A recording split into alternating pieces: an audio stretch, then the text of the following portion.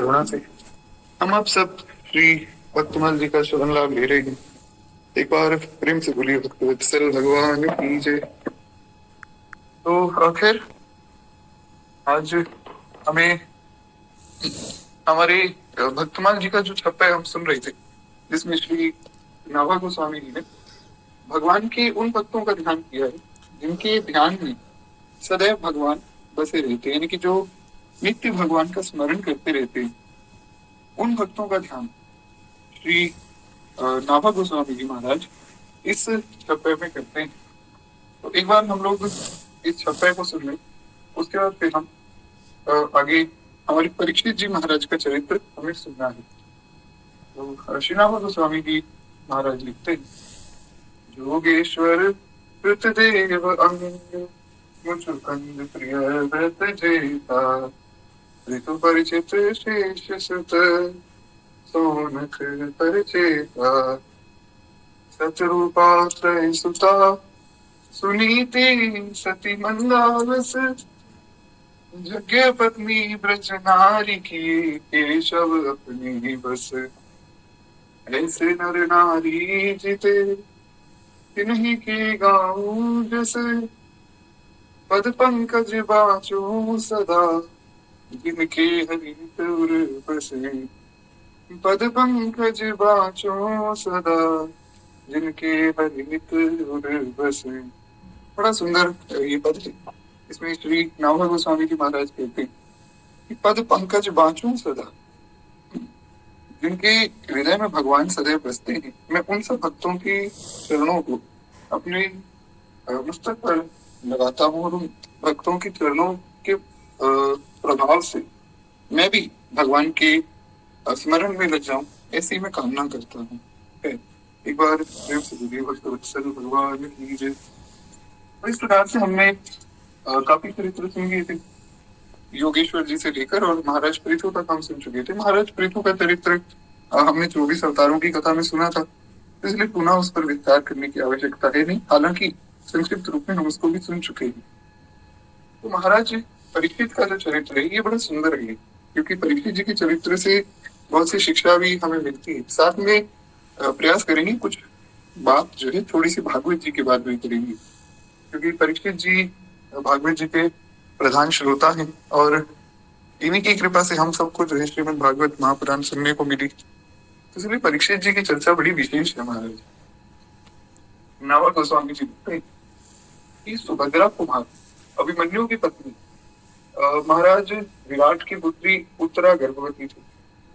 अब आप जानते हैं कि परीक्षित जी महाराज जो है सुभद्रा जी के जो पुत्र हैं अभिमन्यु, यानी कि अर्जुन के पुत्र अभिमन्यु, और अभिमन्यु जी की जो पत्नी है उत्तरा, उनके पुत्र हैं श्री परीक्षित जी। तो एक तरह से देखा जाए तो पांडवों के पुत्र हैं श्री परीक्षित जी महाराज।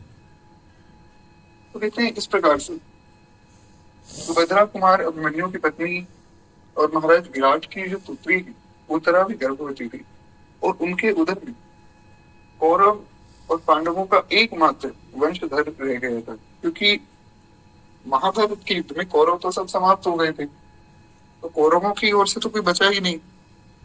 और पांडवों में 5 पांडव थे और 5 ही पांडवों के पुत्र थे।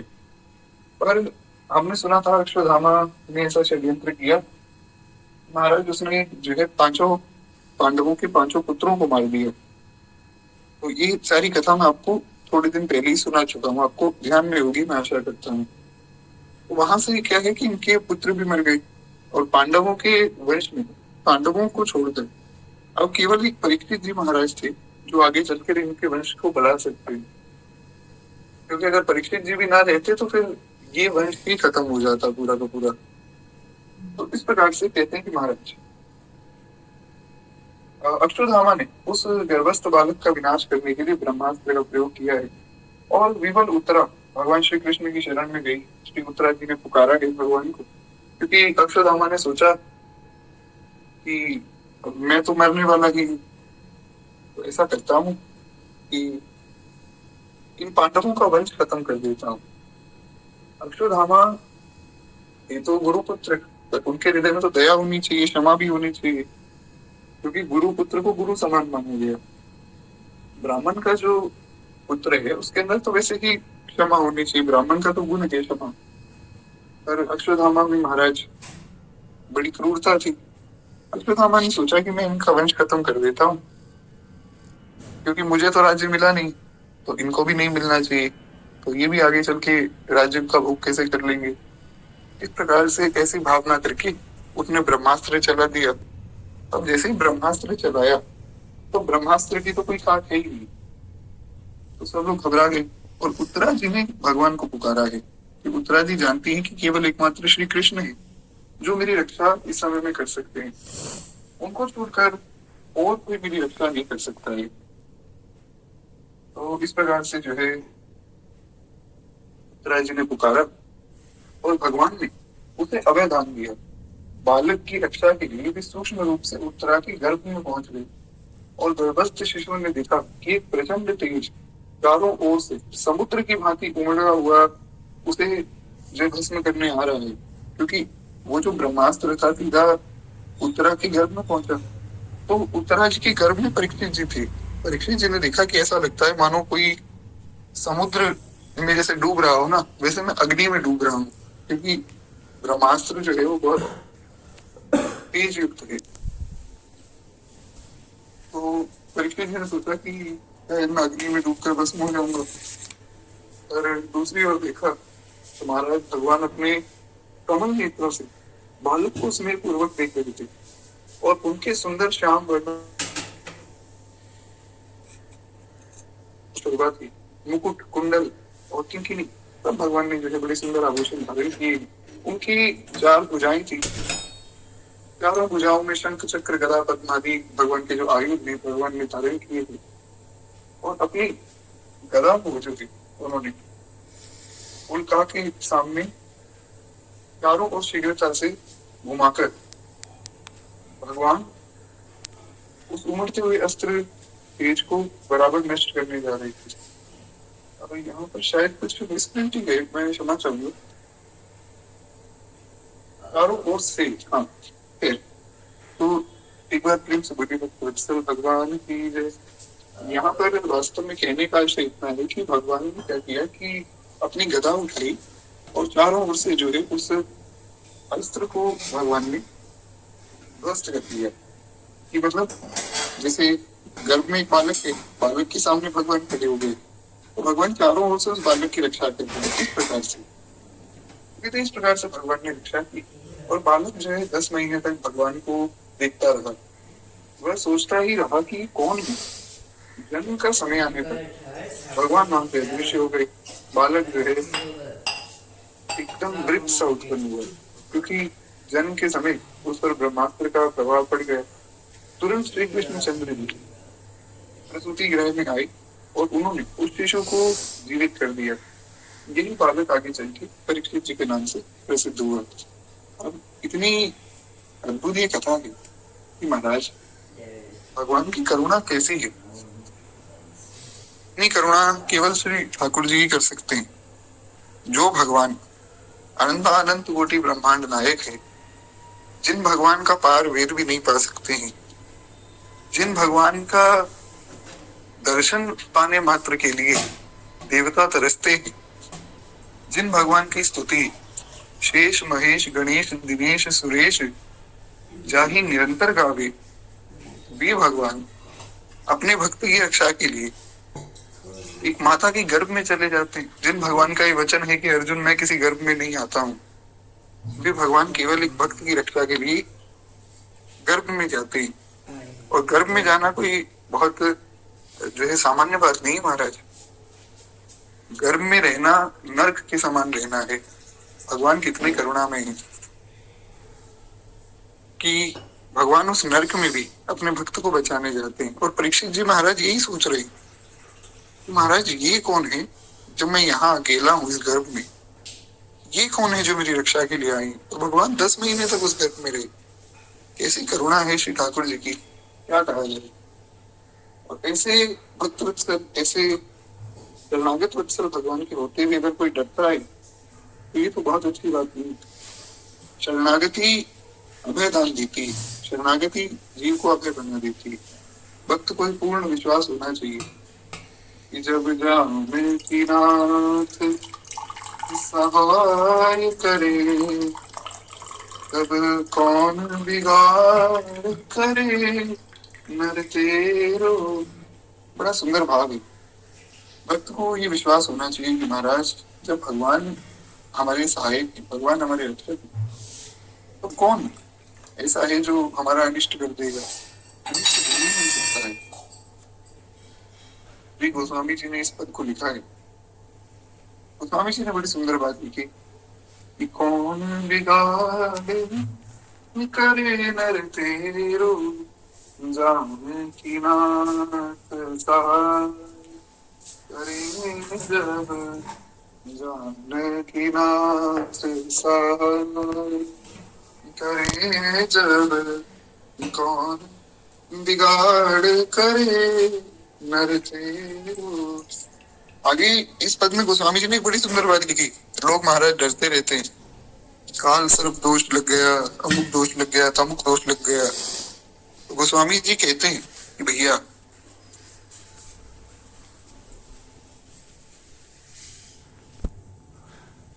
आखिर मैं क्षमा चाहूंगा, एक बार प्रेम से बोलिए भक्तवत्सल भगवान की जय। तो श्री गोस्वामी जी महाराज आगे वर्णन करते हैं कि पद में सूरज मंगल सोम भृगु सुत, बुध और गुरु वरदायक तेरो। कौन कौन? सूरज मंगल सोम भृगु सुत, गुरु और बुध वरदायक तेरो। राहु केतु की नाही गम्यता, संग शनिचर होत हुचेरो।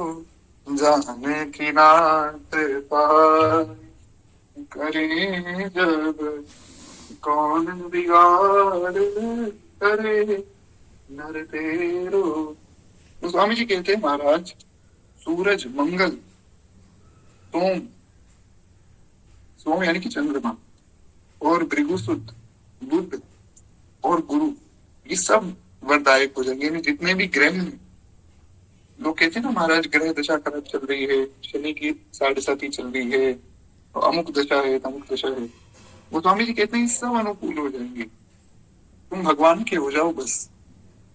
क्यों ऐसे कैसे अनुकूल हो जाएंगे महाराज? मैं आपको एक उदाहरण देता हूँ।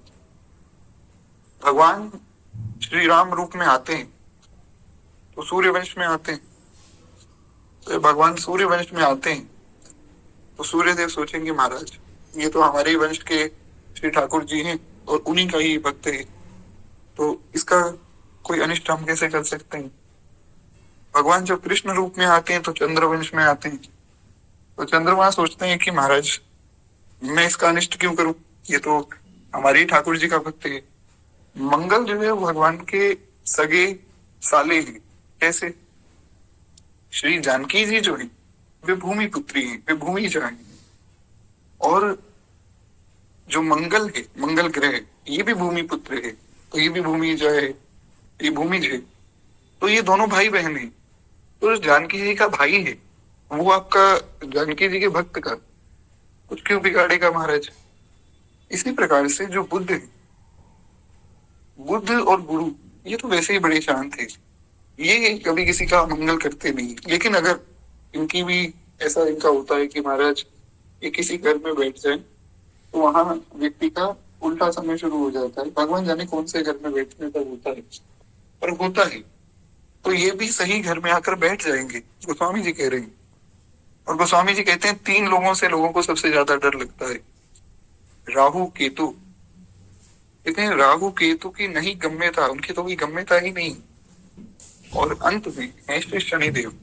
शनिदेव से सब डरते हैं। आप देखिए जो लोग भगवान को नहीं भी मानते हैं ना, उनको भी अगर पता लग जाए महाराज शनिदेव की जो है 7.5 चल रही, तो वे लोग भी घबरा जाते हैं, हाथों में अंगूठियां पहन देंगे और अन्य अन्य जो भी उपाय बताए जाते हैं वो सब पहन के जो तैयार हो जाते हैं कि शनिदेव बस हमें कोई कष्ट ना पहुंचाए। बाकी किसी भी रूप में भगवान को वो नहीं मानते, तो शनिदेव से सब भयभीत होते हैं। गोस्वामी जी कहते हैं संग शनिचर होत रुचेरो, जाने की नाथ सहाय करे जब। बड़ा सुंदर भाव है। ये शनिदेव जो है वे वैष्णव, वे भगवान के भक्त हैं। हुआ क्या था, एक बार की बात है, शनिदेव महाराज अपनी जो है अपने कक्ष में बैठकर श्री ठाकुर जी का ध्यान कर रहे थे, भगवान के सुंदर रूप का ध्यान कर रहे थे। तो उनकी जो पत्नी है वे आई और वे बड़ा जो श्रृंगार आदि कर आई कि आज मैं जाऊंगी और इनको दिखाऊंगी और ये बताएंगे मैं कैसी लग रही हूँ। इस प्रकार से वो तो इस भाव से आई कि शनिदेव ने आंख उठाकर देखा ही नहीं। देखा नहीं तो जो उनकी पत्नी, इन्होंने और भी बहुत से कुछ ऐसे अपनाए कि महाराज किसी प्रकार तो मेरी ओर देखें। तो थोड़ा सा खांसने लग गई, अपनी पायल को जो है पायल की आवाज करने लग गई। शनिदेव ने आंख नहीं उठाई। तो जब आंख नहीं उठाई तो उनको गुस्सा आ गया और उन्होंने श्राप दे दिया कि देखो, अगर तुम मेरे इतने सुंदर रूप को भी नहीं देखते हो तो फिर तुम्हारी आंख होने का कोई अर्थ नहीं है, बेकार है तुम्हारी आंख। तो जाओ, मैं तुम्हें श्राप देती हूँ कि अब जिसको भी देखोगी उसका अनिष्ट हो जाएगा। तो शनिदेव ने कहा, ये तो भैया बहुत अच्छी बात बता दी आपने, हम किसी को देखेंगे ही नहीं। क्यों? अगर हम लोगों को देखते तो हो सकता है शायद भगवान को भूल जाते। अब हम अपनी नजर नीचे करके रखेंगे, किसी को देखेंगे ही नहीं। और किसी को नहीं देखेंगे तो अपना भगवान का ध्यान और प्रेम से लगाएंगे। तो शनिदेव महाराज तो बहुत बड़े वैष्णव है, इसलिए हमें ये ध्यान रखना चाहिए कि भैया वैष्णव का अनिष्ट नहीं होता है। सब ग्रह, सब दोष आदि सबसे वो मुक्त हो जाता है। तो खैर एक बार तो प्रेम से बोलिए श्री शनिदेव भगवान की जय। हम तो उनको भक्त के रूप में देखें, हम उनको एक जो है ग्रह के रूप में क्यों देखें? जो वैष्णव है वो वैष्णव है, किसी भी रूप में हो है। तो इस प्रकार से जो है परीक्षित जी की भगवान ने रक्षा की। इसलिए भक्त को एकदम निडर हो जाना चाहिए, क्योंकि भगवान जब तक हमारे रक्षक हैं तब तक हमारा कोई कुछ नहीं बिगाड़ सकता है। तो गोस्वामी जी ने इसी पद में आगे एक और बात को वर्णन किया है। कहते हैं कि दुष्ट दुशासन विमल द्रौपदी। देखिए, दुष्ट दुशासन और विमल द्रौपदी तीर उतार कुमंतर प्रेरो ताकि सहाय करी करुणा निधि। ताकि सहाय करी करुणा निधि। बढ़ गए चीर के पार धनेरो जान की नाथ सहाय करे जब कौन बिगाड़ करे नर तेरो। तो बड़ा अद्भुत जो है ये भाव है गोस्वामी जी का। इसमें गोस्वामी जी भगवान की करुणा के विषय में बता रहे हैं। हालांकि विनय पत्रिका जी का तो एक एक भाव बड़ा सुंदर है। इस भाव को हम यही प्रणाम करें, थोड़ा सा आगे बढ़ते हैं। एक बार प्रेम से बोलिए भक्त वत्सल भगवान की जय। तो इस प्रकार से जो है परीक्षित जी महाराज की रक्षा हुई। परीक्षित जी की रक्षा करने के बाद श्री ठाकुर जी ने उनको जीवित भी किया है। जब वे गर्भ से बाहर आए तो फिर भगवान ने उनको जीवित किया। कहते हैं जब परीक्षित बड़े हुए तो पांडवों ने इन्हें राज्य सौंप दिया। हमने ये भी परसों की कथा में सुना था, और परसों मतलब जब अंतिम दिवस में हमारी कथा हुई थी तो हमने सुना था कि पांडव जो है वे अपना राज्य सब सौंप कर, तो हम तो सब चले गए, साथ में श्री द्रौपदी जी भी चले गई और परीक्षित जी को जो है राज्य सौंप दिया गया। कहते हैं कि महाराज ये परीक्षित जी जो है बड़े धर्मात्मा राजा थे और इनकी जो पुरी थी यानी कि इनकी जो नगरी थी वो बड़ी सुव्यवस्थित थी। बहुत आनंद से जो है सब लोग इनके यहाँ रहते थे और बड़े प्रेम से ये राज्य करते थे। कभी किसी को कोई कष्ट होता नहीं था। राजा का धर्मात्मा होना बड़ा आवश्यक है, क्योंकि राजा भगवान के समान माना गया है। राजा को भगवत स्वरूप ही माना जाता है। और अगर राजा धर्मात्मा हो तो वास्तव में उसमें उसकी जो प्रजा है वो कभी भी कष्ट नहीं पाती। जैसे श्री राम राज्य की हम कल्पना करते हैं कि राम राज्य होना चाहिए, तो राम राज्य में परम श्रद्धेय परम पूज्य धर्म सम्राट श्री कृपात्री जी महाराज कहा करते थे कि भैया राम राज्य है कैसा? नहीं दरिद्र कोई दुखी ना दीना। राम राज्य में ना तो कोई दरिद्र था, ना कोई दुखी था, ना कोई दीन था। सब लोग अपने अपने धर्म का पालन करते थे और स्वधर्म का पालन करते करते सब लोग भगवान का भजन करते थे। इसलिए जो है राम राज्य की कल्पना आज भी की जाती है। इसलिए राजा का धर्मात्मा होना बड़ा आवश्यक है। तो परीक्षित जी महाराज बड़े धर्मात्मा हैं, परंतु कुछ गलती इनसे जो हुई उसके विषय में हमें सुनना है। कहते हैं एक दिन जब ये दिग्विजय करने निकले तो इन्होंने एक उज्जवल सांड को देखा जिसके 3 पैर टूट गए थे, केवल एक ही पैर शेष था और पास ही में एक गाय रोती हुई उदास खड़ी थी। ये बड़ी सुंदर कथा है। इस कथा से बड़ी सुंदर जो है शिक्षा भी मिलती है, तो बहुत ध्यान से सुनिए। कहते हैं महाराज इन्होंने देखा कि एक जो है सांड वहां खड़ा है और वो जो है एक पैर पर खड़ा है, उसके 3 पैर टूट गए और एक पैर उसका शेष है और पास में एक गाय है जो रो रही है। अब जैसा कि मैंने पहले भी बताया था कि गाय जो है वास्तव में वही धरती है, पृथ्वी का ही स्वरूप है श्री गौ माता। इसीलिए गौ माता सबका पालन करती है। गौ माता भगवान की भी आराध्या है। तो पूरी पृथ्वी ही वास्तव में गौ माता का ही विस्तृत स्वरूप है। तो कहते हैं कि हुआ क्या कि परीक्षित जी के मन में आया कि ये कैसा दृश्य है, मैं समझ नहीं पाया कि इस सांड का केवल एक ही पैर है और एक गाय जो है रो रही है, बात क्या है। कहते हैं एक काले रंग का शूद्र राजाओं की भांति मुकुट पहने हाथ में डंडा लिए उस गाय और बैल को पीट रहा था, यह जानने पर कि वो जो है पृथ्वी देवी ही है। हमने जैसा भी चर्चा की। और साथ में एक और बात जो विशेष बात है वो ये है कि गौ माता तो पृथ्वी देवी है और वृषभ जो है वो साक्षात धर्म है। मतलब उनको पता लगा परीक्षित जी को कि ये जो गौ माता है ना, ये गौ माता के स्वरूप में पृथ्वी देवी ही यहाँ बैठी है और ये जो वृषभ है ये कोई बैल नहीं, ये धर्मराज जी। तो उनको बड़ा क्रोध आया परीक्षित जी को कि महाराज ये कौन है ये व्यक्ति जो धर्म को और पृथ्वी को मार रहा है। तो तुरंत वे जो है उतरे अपने रथ से। तो वहां उनको पता लगा कि ये जो शूद्र व्यक्ति है जो राजाओं की भांति मुकुट पहने इनको मार रहा है वो और कोई नहीं, वो कलयुग है जो शूद्र बनके उन्हें ताड़ना दे रहा है। परीक्षित ने उस शूद्र को मारने के लिए तलवार खींच ली। उसने अपना मुकुट उतारकर परीक्षित जी के चरणों में रख दिया और चरणों में रखकर उसने कहा कि महाराज आप मेरी रक्षा कीजिए। तो परीक्षित जी ने कहा कि कली तुमने मेरे राज्य में जो है गौ माता को मारा है, तुमने महाराज इस धर्मराज को भी कष्ट दिया है, तो तुम मेरे राज्य में रहने योग्य तो बिल्कुल भी नहीं, तुम मेरे राज्य से निकल जाओ। हाँ तुम्हारे प्राणों का दान मैं तुम्हें इसलिए दे रहा हूँ क्योंकि तुम मेरी शरण में आ गए।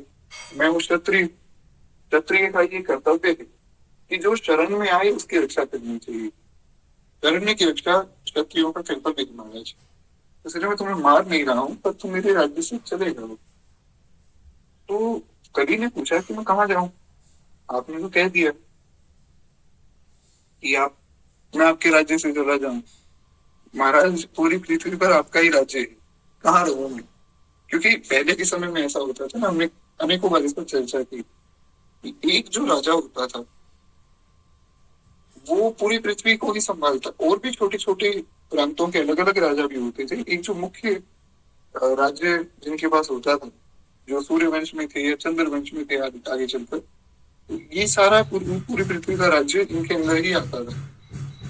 तो पांडवों का पूरा राज्य यानी कि पूरी पृथ्वी का राज्य था, तो पांडवों का ही पूरा साम्राज्य इनको मिला। तो उस कली ने कहा कि महाराज पूरी पृथ्वी पर आपका राज्य है, हे प्रभु मैं जाऊं तो जाऊं कहाँ, मैं कहाँ रहूं। तो आप मुझे या तो कोई ऐसी जगह बता दीजिए जहां मैं रह सकूं। मैं कभी जो है आपकी आज्ञा नहीं तोड़ूंगा, मैं वहीं रहूंगा, अन्य कहीं नहीं रहूंगा। कहते फिर परीक्षित कली को रहने के लिए 5 स्थान दिए। बड़ी विशेष बात है, थोड़ा सा ध्यान से सुनिएगा। सबसे पहला जुआ, उसके बाद शराब, उसके बाद स्त्री और हिंसा रूपी ये जो स्थान बताए, उसके बाद जो है स्वर्ण सोना। तो यहाँ पर जो स्त्री को स्थान बताया, इस स्त्री में भी कलयुग का निवास है। उसमें ये नहीं समझना है कि स्त्रियों को यहाँ गलत कहा गया है, यहाँ पे समझना है, क्योंकि देखिए एक बात शास्त्रों में और कही गई कि नारी जो है वो नर्क का द्वार है। इसका आशय ये नहीं कि नारी गलत है, ये समझना पड़ेगा। ये नर्क का द्वार उस व्यक्ति के लिए है जो उन पर कुदृष्टि डालता है। वो उन पर कुदृष्टि डालेगा, वो नर्क जाएगा। ऐसा नारी को नर्क का द्वार नहीं कहा, ऐसा ही पुरुष भी नर्क का द्वार है, क्योंकि जो स्त्री किसी पर पुरुष पर कुदृष्टि डालती है तो वे भी नर्क जाएंगी। तो इस प्रकार से किसी को यहाँ छोटा या बड़ा नहीं कहा जा रहा है। यहाँ एक बात बताई जा रही है कि अगर भैया आप जो है दुष्ट भावना से किसी को भी देख रहे हो ना, चाहे वो नारी हो चाहे पुरुष हो, तो वो आपके लिए नर्क का द्वार है और वही कलयुग का स्वरूप है। वास्तव में यही है कलयुग का वास्तविक स्वरूप। तो इस प्रकार से हम समझ सकते हैं। 5 स्थान जो है उन्होंने बताए हैं। कहते हैं ये कली के निवास है, यहाँ कलयुग रहता है, तो इनसे बचना चाहिए। जुआ खेलना नहीं चाहिए, शराब आदि का पान नहीं करना चाहिए, मांस आदि का भक्षण नहीं करना चाहिए, और पर स्त्री आदि से बचना चाहिए। और इस प्रकार से कहते हैं। अच्छा, जो स्वर्ण बताया सोना, सोना का अर्थ ये नहीं कि आप जो है कुछ स्वर्ण आभूषण आदि ना पहने। स्वर्ण का अर्थ ये है कि जो अधर्म से कमाया हुआ धन है या फिर किसी से चोरी किया हुआ धन है, उसमें भी कलयुग का निवास है। इस प्रकार से तो चोरी को जो है महाअपराध भी माना गया है, तो इसलिए यहाँ पर स्वर्ण का भी वर्णन किया गया है। अच्छा करता हूँ, आप लोग समझ गए। एक बार प्रेम से बोलिए भक्त वत्सल भगवान की जय। कहते हैं इस प्रकार से यहाँ कली जो है निवास करता है, और इसमें जो है प्रत्येक कल्याणकामी को इन सबसे बचना चाहिए, जैसा कि हमने चर्चा की थी। कहते कली ने पुनः कहा कि राजा, आपने मुझे जो स्थान दिए वो सब बड़े निकृष्ट स्थान है, इसलिए आप मुझे कोई अच्छा स्थान दे दीजिए। तो इस पर उन्होंने स्वर्ण में रहने का आदेश भी दिया, जो कि हमने सुन लिया। अब जो है एक विशेष लीला यहाँ हुई। जैसे ही परीक्षित जी ने कहा ना कि तुम स्वर्ण में भी रह सकते हो, तो परीक्षित जी के सिर पर स्वर्ण का मुकुट है।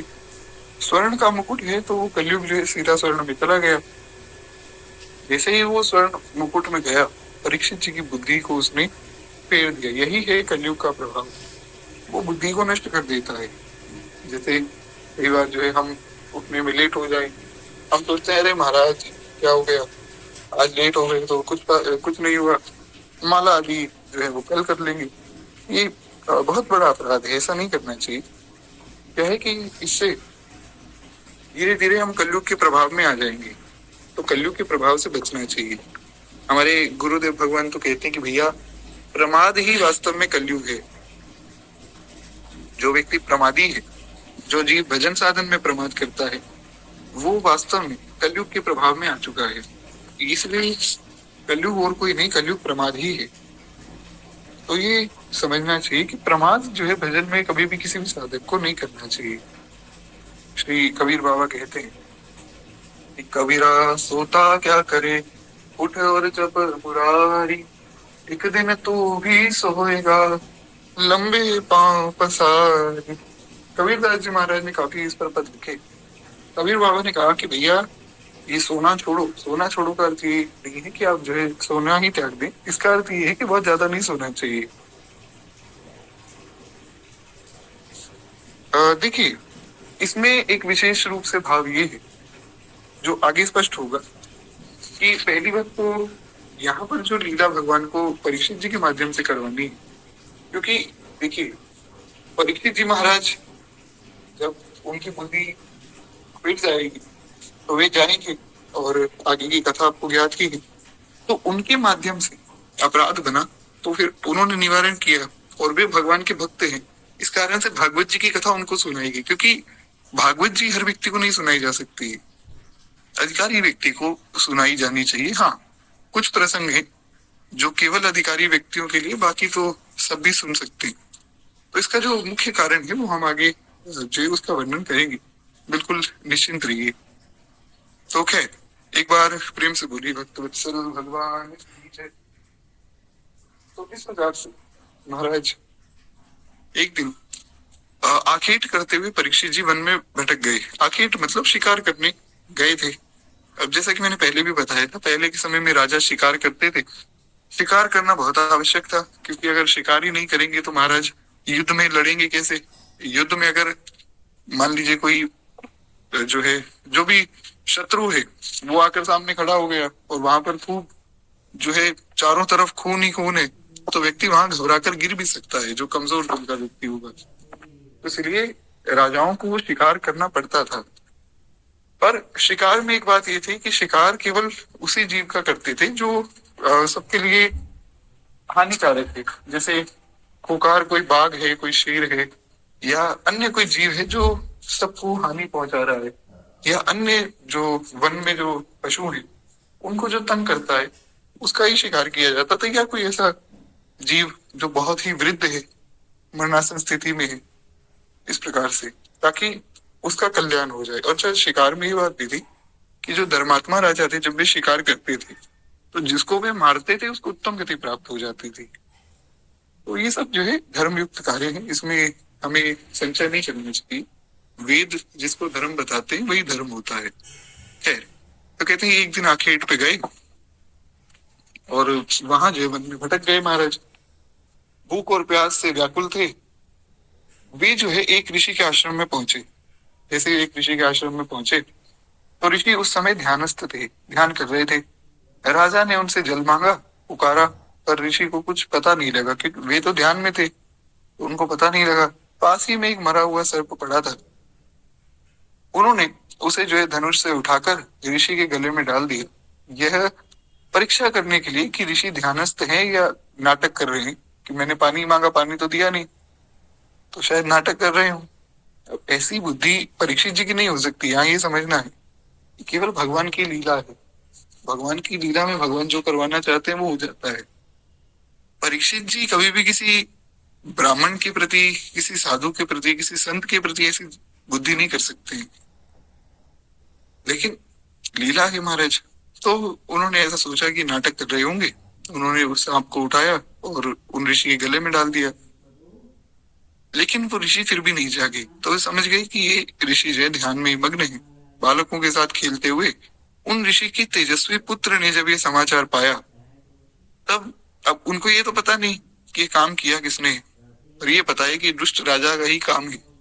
कि राजा आया था वन में, लोगों ने बताया कि महाराज ऐसे ऐसे बात हुई है, तो उन्होंने श्राप दे दिया कि मैं श्राप देता हूँ, इस दुष्ट राजा को आज के 7वें दिन तक्षक नाग काट लेगा और इसकी मृत्यु हो जाएगी।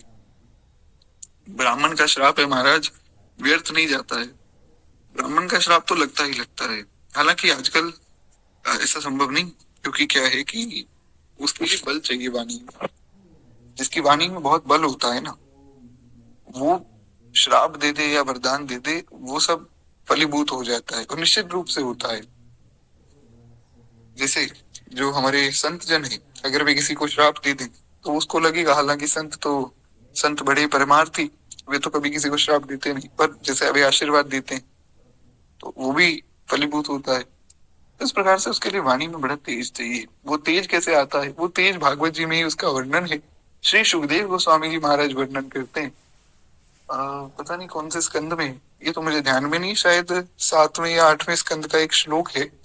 उसमें श्री सुखदेव गोस्वामी जी महाराज बताते हैं कि भैया, जो वक्ता है, जो कथा सुना रहा है, अगर उसको अपनी वाणी में तेज चाहिए तो उसको स्वाध्याय निरत होना चाहिए, उसको खूब स्वाध्याय करना चाहिए और तपस्वी की भांति रहना चाहिए। क्योंकि अगर मान लीजिए वो स्वाध्याय नहीं करेगा, 2-4 प्रसंग याद कर लिए, वही बात बात घुमा घुमा कर सुना रहा है, तो उससे क्या होगा कि उसकी बुद्धि धीरे धीरे विकसित होने लग जाएगी। ये मैं नहीं कह रहा हूँ, ये भागवत जी का प्रमाण है, भागवत जी में लिखा हुआ है। वो श्लोक मुझे याद नहीं आ रहा है, नहीं तो मैं श्लोक भी आपको सुना देता। दूसरी बात ये है कि अगर वो तपस्वी की भांति नहीं रहेगा तो उसके आचरण अगर ठीक नहीं होंगे तो उसकी वाणी में उतना बल नहीं होगा, लोग उसकी बात को मानेंगे ही नहीं। जैसे कोई मुझ जैसा आदमी जो भजन साधन से बहुत दूर है, मैं कुछ भी बोलता रहूं, आप लोग उसको नहीं मानेंगे। हाँ, यहाँ जो कथा में बात हो रही वो तो सब संतों की बातें हैं, इसलिए उनको आप स्वीकार करते हैं, तो ये समझना चाहिए। और दूसरी बात, वैसे भी अगर किसी को अपनी वाणी में बल चाहिए ना, तो खूब जो है भगवान नाम का उच्चारण करना चाहिए, खूब तपस्वी की भांति जीवन होना चाहिए। वैष्णव का जीवन तो बड़ी तपस्या से युक्त होना चाहिए। खैर, एक बार प्रेम से बोली भक्त वत्सल भगवान की जय।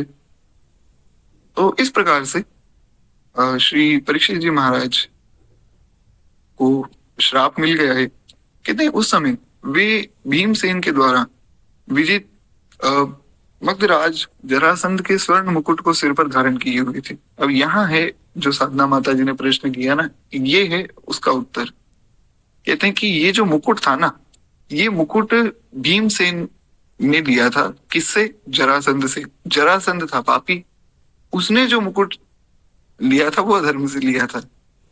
तो ये धर्म की सूक्ष्मता दिखी। धर्म बड़ा सूक्ष्म है महाराज, बहुत सूक्ष्म है धर्म।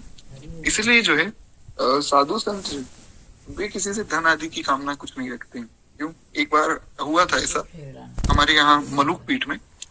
श्री गुरुदेव भगवान मलुक पीठ में विराजमान थे। तो जब महाराज जी मलुक पीठ में होते हैं तो उस समय भीड़ थोड़ी ज्यादा रहती है मलुक पीठ में। सब दर्शन आदि करने के लिए आते रहते हैं। और वैसे भी जब महाराज जी अन्य अन्य कई स्थानों में होते हैं तब भी मलुक पीठ में जो है खूब प्रेम से प्रसाद तो सबको पवाया जाता है। 3 समय प्रसाद पवाया जाता है और कोई किसी भी समय चला जाए उसको प्रसाद मिल जाएगा मलुक पीठ में। तो हुआ क्या कि एक कोई बहुत धनाढ्य व्यक्ति थे, कोई ऑफिसर थे महाराज, वो आए और आकर उन्होंने महाराज जी से आग्रह किया कि गुरुदेव भगवान, मैं जो है मेरा बहुत बड़ा कोई काम हो गया है और मैं चाहता हूँ कि यहाँ संतों का भंडारा हो, बढ़िया प्रेम से जो है ठाकुर जी को भोग लगाया जाए और बढ़िया बढ़िया जो है संतों को प्रसाद पवाया जाए। महाराज जी बोले भैया ये तो बड़ा अच्छा भाव है आपका। तो बोले मैं जो है कुछ धनराशि यहाँ ठाकुर जी के चरणों में अर्पित करना चाहता हूँ, उससे भंडारा होना चाहिए, ऐसी मेरी प्रार्थना है। हुआ भी ऐसा ही, भंडारा हुआ महाराज। हुआ तो जो जो साधु वहां प्रसाद पा रहे थे वे जब रात को सोए तो उनको ऐसे ऐसे स्वप्न हुए जो विरक्तों को नहीं होनी चाहिए। कुस्वप्न जिसको कहते हैं, कुस्वप्न उनको हुए। तो उनका मन बड़ा विचलित हो गया। सब लोग घबरा गए कि ये हमारे साथ क्या हो रहा है। अरे हम तो भजन साधन करने वाले साधु हैं, हमें ऐसे उल्टे सीधे स्वप्न क्यों आ रहे हैं। तो फिर पता लगाया गया तो पता लगा कि जिन्होंने ये धन दान किया था ना, उन्होंने अधर्म से कमाया था। कई लोगों में ऐसी भावना होती है ना कि कोई बात नहीं, किसी से जो है धन लूट लेते हैं या किसी को तंग करके धन ले लेते हैं, बाद में मंदिर में दान कर देंगे तो हम पाप और पुण्य का क्या है बराबरी हो जाएगी, तो वो कट जाएगा। ऐसा मैथ लगाते हैं काफी लोग, पर ये मैथ यहाँ तक ही रह जाता है, यमराज के सामने नहीं चलता है। तो पता लगाया गया तो पता लगा कि महाराज ये तो अधर्म का धन था, इसलिए सब साधुओं को इस प्रकार से हुआ। फिर सबने पंचगव्य आदि लिया है और सब प्रकार से फिर सब प्रायश्चित हुआ। उसके बाद से फिर महाराज जी ने ये नियम ले लिया कि यहाँ ऐसा कोई भी काम नहीं होगा। अगर किसी वैष्णव के मन में बहुत भाव भी जगे तो उससे पहले ही पूछ लिया जाए, भैया धन जो है वो आपका न्यायोचित रूप से ही आपने लिया है या नहीं, इस प्रकार से। तो ये धर्म का बड़ा सूक्ष्म विचार है। खैर, तो कहते हैं इसीलिए ही इनके मुकुट में कलयुग का प्रवेश हो गया, क्योंकि ये मुकुट वास्तव में जरासंध का था। कहते हैं इसलिए उनसे ये अकरणीय कृत्य हो गया। अब घर पहुंचकर मुकुट उतारने के बाद परीक्षित जी को स्मरण आया कि मुझसे जो है आज बहुत बड़ा अपराध हो गया, मैंने बहुत बड़ी गलती कर दी। जब तक मुकुट था तब तक तो ध्यान में नहीं था, जैसे ही मुकुट उतारा। अब यहाँ से एक बड़ी सुंदर शिक्षा हमें ये मिलती है कि भैया जब तक अज्ञान का मुकुट पहने रहोगे तब तक जो है भगवान में ध्यान नहीं लगेगा। जैसे ही अज्ञान का मुकुट उतर जाएगा तुरंत जो है भगवान में मन लग जाएगा। इसलिए यह ज्ञान का मुकुट हमें उतारना पड़ेगा। और वो उतरेगा कैसे? कथा सुनने से। श्री गोस्वामी जी कहते हैं, रामचरित मानस इहु नामा, रामचरित मानस इहु नामा, सुनत श्रवण पाइय विश्रामा। गोस्वामी जी कहते हैं भैया ये भगवान की जो कथा है इसका नाम रामचरितमानस है और इसको सुनते ही आपको जो है विश्राम मिल जाएगा। मुख्य बात ये कि चाहे मानस जी की कथा हो या अन्य कोई भी कथा हो, भगवान की कथा सुनने से जो है विश्राम मिलता है। विश्राम का अर्थ ये है कि शांति मिलती है। तो ये समझना चाहिए कि भगवान की कथा से ही अज्ञान दूर होगा। और होई विवेक मोह ब्रह्म भागा, तब रघुनाथ चरण अनुरागा। गोस्वामी जी कहते हैं जब विवेक जागृत हो जाएगा तो फिर क्या है, मन का जो मोह है, भ्रम है, ये सब भाग जाएंगे। एक चौपाई और है उत्तर कांड में, जिसमें श्री गोस्वामी जी कहते हैं, मोह सकल व्याधिन कर मूला। मोह जो है वो सब व्याधियों का मूल है। जड़ जो होती है ना, जो मेन रीजन है सब व्याधियों का, सब कष्टों का, वो है मोह। अगर मान लीजिए किसी का संसार से मोह ही नहीं, जब संसार से मोह ही नहीं है तो फिर किस बात की कष्ट, तो उनको किसी बात का कोई कष्ट नहीं। इसीलिए जो संत जन है वे आनंद में रहते हैं महाराज। इसलिए मोह तभी दूर होगा जब भगवान की कथा हम सुनेंगे।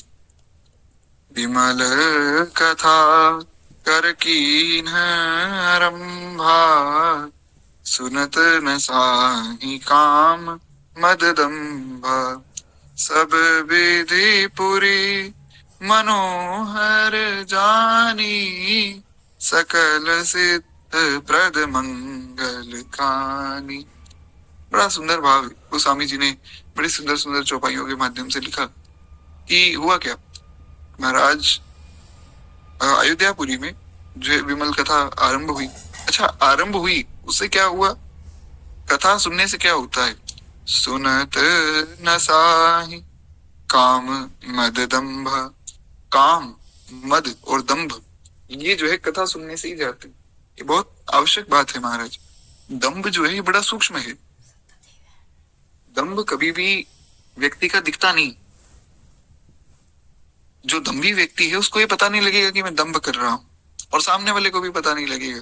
मान लीजिए कोई व्यक्ति जो है खूब सुंदर तिलक स्वरूप आदि लगाकर और आपके सामने आ जाए, बढ़िया धोती पहनी है, ऊपर उत्तरीय वस्त्र पहना है, खूब सुंदर तिलक स्वरूप है, गले में कंठी माला है, इस प्रकार से आ जाए और वो वास्तव में है एक ठग। लेकिन हमारे मन में तो ये है कि देखो कितने अच्छे वैष्णव हैं, और एकदम शांत आकर खड़ा हो जाए, एकदम गंभीर, तो हमें लगेगा कि महाराज देखो ये तो बहुत उच्च कोटि के वैष्णव है, बड़े गंभीर है महाराज। लेकिन वास्तव में वो दंभी है। हालांकि वैष्णव स्वरूप धारण किया है, उसका तो हमें सम्मान करना ही, स्वरूप का सम्मान तो, क्योंकि स्वरूप भगवान का है। लेकिन वास्तव में उस व्यक्ति का जो भाव है वो दूषित है। वो पता कैसे लगेगा, वो ना तो आपको पता लगेगा ना उसको पता लगेगा। इसका सबसे बड़ा उदाहरण हूं मैं, तो आप मुझे इमेजिन कर सकते हैं है। तो दंभ जाएगा कैसे, दंभ जाएगा कथा सुनने से। काम, काम जो है महाराज, किसी भी प्रकार की कामना, ये वास्तव में जीव की जो इच्छाएं हैं इसकी वजह से वो बंधा हुआ है। अब जीव महाराज जब तक इच्छाओं से परे नहीं जाएगा तब तक वो बंधा रहेगा। इसीलिए काम भी कथा सुनने से जाएगा। और मद, मद एक ऐसा, मद अभिमान, ये एक ऐसा शत्रु है जो जीव में से कभी भी नहीं जाता। आप देखिए कोई व्यक्ति जो है किसी छोटे से राज्य का भी गवर्नर आदि बन जाए, या कोई गवर्नर भी छोड़े, किसी एक छोटे से गांव में कोई सरपंच भी बन जाए, तो उस व्यक्ति का चाल चलन ही अलग हो जाता है। तो ये जो मद है ये भी कथा सुनने से जाएगा। ये तीन बहुत बड़े शत्रु है महाराज, इनको अन्य कोई साधन नहीं मार सकता। आप सोचे कि हम बैठे रहेंगे और जो है दम्भ को मिटा देंगे, संभव ही नहीं। ये आपके बल से जा ही नहीं सकते। इसलिए गोस्वामी जी ने इन तीनों का नाम लिया है। गोस्वामी जी की एक एक बात जो है बड़ी विशेष है, बहुत ध्यान से सुनने योग्य है। इसलिए जो है मैं रामचरितमानस जी की ज्यादा चौपाइयां लेता नहीं हूँ कथा में, तो फिर क्या है हम मानस जी की चौपाइयों में ही खो जाएंगे। खैर, एक बार प्रेम से बोलिए भक्त वत्सल भगवान की जय। नहीं देखिए, आप लोगों में से यहाँ किसी की बात नहीं हो सकती, क्योंकि आप लोग तो भगवान की कथा सुन रहे हैं ना। जो दंभी क्रोधी व्यक्ति होता है ना, उसको कथा सुनने को मिलती नहीं। ये गोस्वामी जी ने स्पष्ट किया, राम कथा के ते ही अधिकारी, जिनके सत्संगति अति प्यारी। गोस्वामी जी कहते हैं महाराज, कथा का अधिकारी वही है जिसको सत्संग प्यारा है। बिनु सत्संग विवेक न होई। कहते हैं महाराज, बिनु सत्संग विवेक न हुई, बिना सत्संग के विवेक नहीं होता। और वो सत्संग कब मिलेगा, राम कृपा बिनु सुलभ न सोई। राम कृपा के बिना वो सत्संग सुलभ हो ही नहीं सकता है। तो कृपा तो सब भक्तों पर ही होती है। तो इस प्रकार से गोस्वामी जी ने कथा की महिमा के विषय में बताया है। एक चौपाई आप लोग कहें तो मैं और सुना देता हूँ, बड़ी सुंदर एक चौपाई और है इसी प्रसंग में। गोस्वामी जी कहते हैं, मन करी विषय अनल बन चरई, होई सुखी जो यही सर पर। गोस्वामी जी कहते हैं, महाराज मन रूपी जो हाथी है वो विषय रूपी दावानल में जल रहा है, वह यदि इस रामचरितमानस रूपी सरोवर में आ पड़े तो वो सुखी हो जाए। इतनी सुंदर उदाहरण अन्य कहीं नहीं मिलेगी। मैं आज यहाँ व्यासपीठ से बैठकर चैलेंज करता हूँ, कोई व्यक्ति किसी भी कवि की कविता उठा ले और गोस्वामी जी जैसी उदाहरण देते हैं वैसी उदाहरण देकर दिखाए। महाराज संभव ही नहीं, किसी कवि में इतनी क्षमता ही नहीं, गोस्वामी जी जैसी उदाहरण दे दे एकदम सटीक। गोस्वामी जी जैसे तो महाराज केवल गोस्वामी जी ही। बड़ी अद्भुत उदाहरण दी कि जैसे कोई हाथी है। अच्छा, मन को हाथी ही क्यों कहा, इस पर भी चर्चा हो। तो मन को हाथी इसलिए कहा क्योंकि हाथी भी मत वाला और मन भी मत वाला। अच्छा, विषय रूपी को दावानल ही क्यों कहा, दावानल अपने आप लग जाती है, ये विषय भी अपने आप आकर घेर लेते हैं। तो आप ये सोचिए गोस्वामी जी की कितनी विद्वत्ता है महाराज। अगर कोई व्यक्ति गूढ़ रूप से रामचरितमानस को पकड़ लेना, मैं विश्वास दिलाता हूँ वो इसका पार पा ही नहीं सकता है। तुलसी पीठ वाले जो महाराज जी, श्री रामभद्राचार्य जी महाराज, वो कहते हैं कि मैंने 1000 से ज्यादा बार रामचरितमानस को पढ़ लिया। मतलब वे जो है पारण करते रामचरितमानस का, 3 दिन में एक पारण, 3 दिन में एक बार रामचरितमानस कंप्लीट कर देते हैं। वो कहते हैं कि मैं आज तक 1000 बार रामचरितमानस पढ़ चुका हूँ, आज तक मैंने रामचरितमानस की एक चौपाई का भी था नहीं पाया है। ये है गोस्वामी जी की वाणी महाराज, अद्भुत। श्री गोस्वामी जी तो गोस्वामी जी ही है। इसलिए जो है तुलसी पीठ वाले महाराज जी तो ये भी कहते हैं कि सर्व ग्रंथानि परित्यज्य मानसम शरणम ब्रज, सब ग्रंथों का त्याग करके केवल मानस की शरण हो जाओ, तुम्हारा कल्याण हो जाएगा। अद्भुत है महाराज रामचरितमानस जी। खैर, तो इस प्रकार से गोस्वामी जी कहते हैं कि भैया भगवान की जो कथा है उससे सब प्रकार से मंगल होता है। अभी कथा की मैं इतनी महिमा क्यों बता रहा हूँ, क्योंकि परीक्षित जी कथा ही तो सुनने गए थे। तो कहते हैं इस प्रकार से जो है परीक्षित जी ने ये विचार किया कि भैया ये तो मुझसे बहुत बड़ा अपराध हो गया, अब मैं क्या करूं। तो कहते हैं अपने पुत्र जन्मेजय को राज्य देकर वे गंगा के तट पर जा बैठे। 7 दिनों तक उन्होंने निर्जल व्रत किया और उनके पास जो है उस समय बहुत से ऋषि मुनि आए। परीक्षित जी ने कहा कि ऋषिगण, मुझे श्राप मिला है और यह तो जो है मुझ पर भगवान की बड़ी कृपा हुई है। क्यों? अगर मान लीजिए श्राप ना मिलता तो मैं सोचता कि चलो कल से भजन करेंगे, कल से भजन करेंगे। अब श्राप मिल गया तो अब ये तो पता ही है कि कल तो आना ही नहीं, 7 दिन बाद तो महाराज कोई कल होगा ही नहीं, तो अब 7 ही दिन रह गए। ये बड़ी कृपा हो गई। यही है एक वैष्णव का स्वभाव, वैष्णव को ऐसा ही होना चाहिए। उसको हर एक भगवान की लीला में भगवान की कृपा को ढूंढना चाहिए, क्योंकि जब तक हम इस प्रकार से कृपा का अनुभव नहीं करेंगे ना तो हम कृतज्ञ हो जाएंगे। हम सोचेंगे कि भगवान ने हमारे लिए किया ही क्या है महाराज। तो इसलिए कृपा का अनुभव करना बड़ा आवश्यक है। हो सकता है कि आपको समझ ना आए कि ऐसा क्यों हुआ, संभव है, बहुत सी लीलाएं ऐसी होती हैं।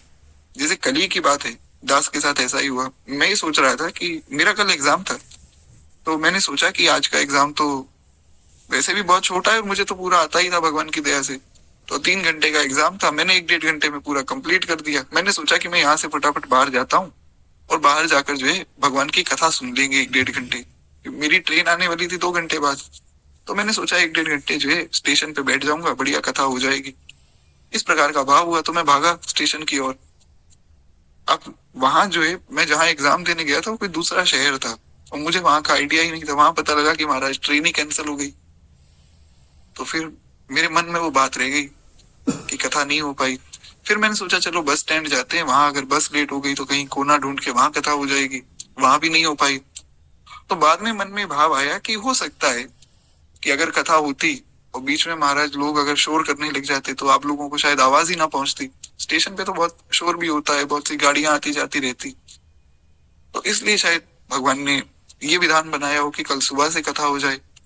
तो इसलिए ये सोचना चाहिए कि भगवान का जो भी विधान है सब मंगल में ही है, उसमें अमंगल नहीं होता है कभी भी है।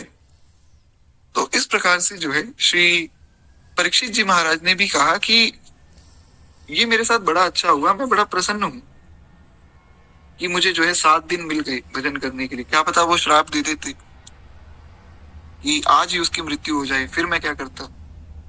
ये बहुत बड़ी बात है। इस प्रकार से जो है एक भक्त को हमेशा भगवान की कृपा को खोजना चाहिए। अगर श्राप मिल जाता कि आज जो है इसकी मृत्यु हो जाए, फिर मैं क्या करता। 7 दिन मिले हैं महाराज, 7 दिन का तो क्या, किसी व्यक्ति को 7 क्षण का भी भरोसा नहीं, मुझे कम से कम 7 दिन का भरोसा तो है कि मैं 7 दिन तक तो जीवित रहूंगा।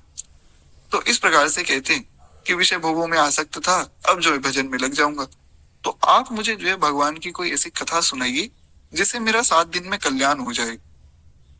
तो सबने कहा कि आप ऐसा करो, आप जो है श्री सुखदेव जी के पास जाओ। तो सुखदेव जी महाराज बड़े परमहंस व्यक्ति हैं, तो वे कुछ ऐसी बात आपको बता सकते हैं जिससे आपका कल्याण हो जाए। तो उन्होंने यही किया है।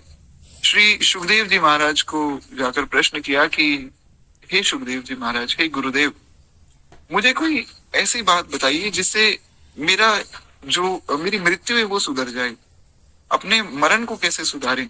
सुखदेव जी बड़े प्रसन्न हो गए। सुखदेव जी का स्वरूप बड़ा अद्भुत है।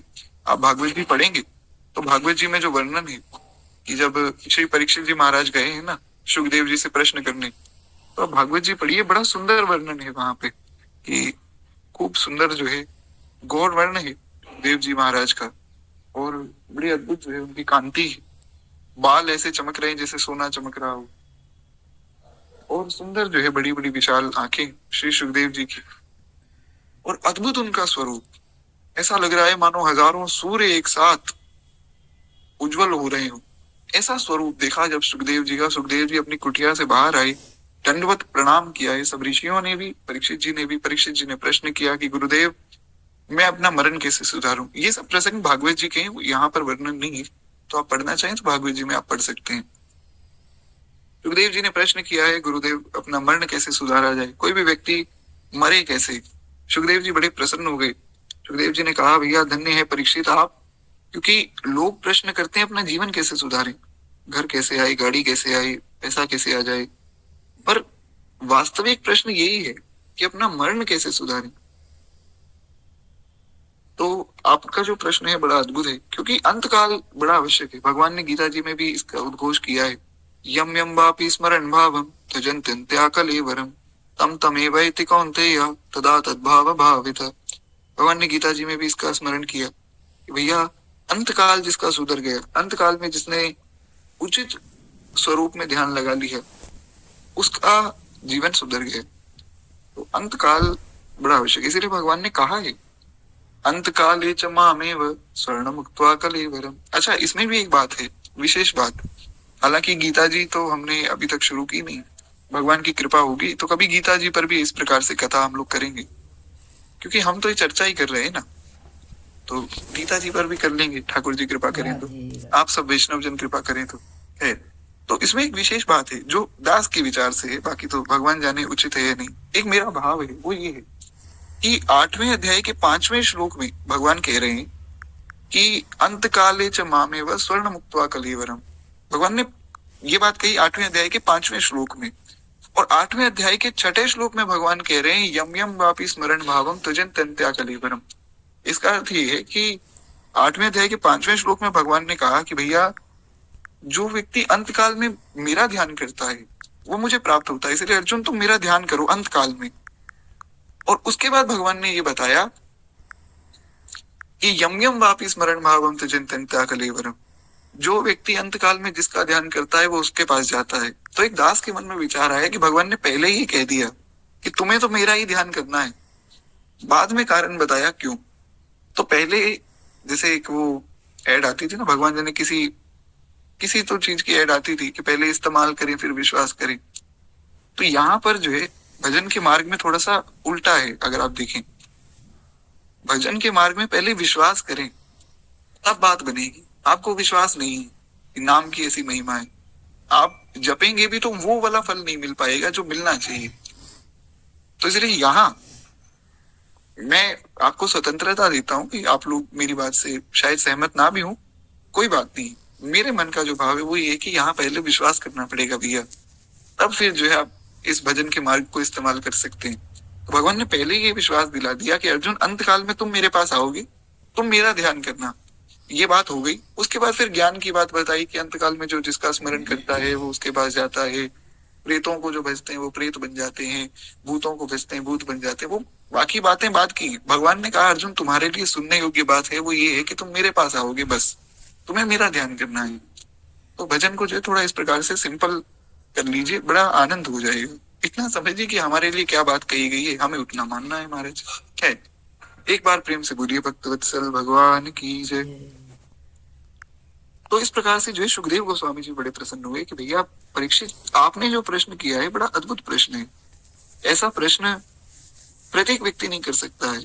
जो सत्संग का बड़ा प्रेमी है वही इस प्रश्न को कर सकता है। हर एक व्यक्ति के मन में ये प्रश्न नहीं आ सकता है। तो कहते हैं इस प्रकार से जो है श्री परीक्षित जी को फिर बड़ी सुंदर जो है भागवत जी की कथा 7 दिन 7 रातें तक सुनाई गई। लगातार कथा चलती रही। ऐसा नहीं कि बीच में कोई पानी पीने उठा हो, भोजन करने उठा, कभी भी नहीं उठे। कोई उठा ही नहीं, एक क्षण भी नहीं उठा। सब ऋषिगण सुन रहे हैं, परीक्षित जी महाराज सुन रहे हैं।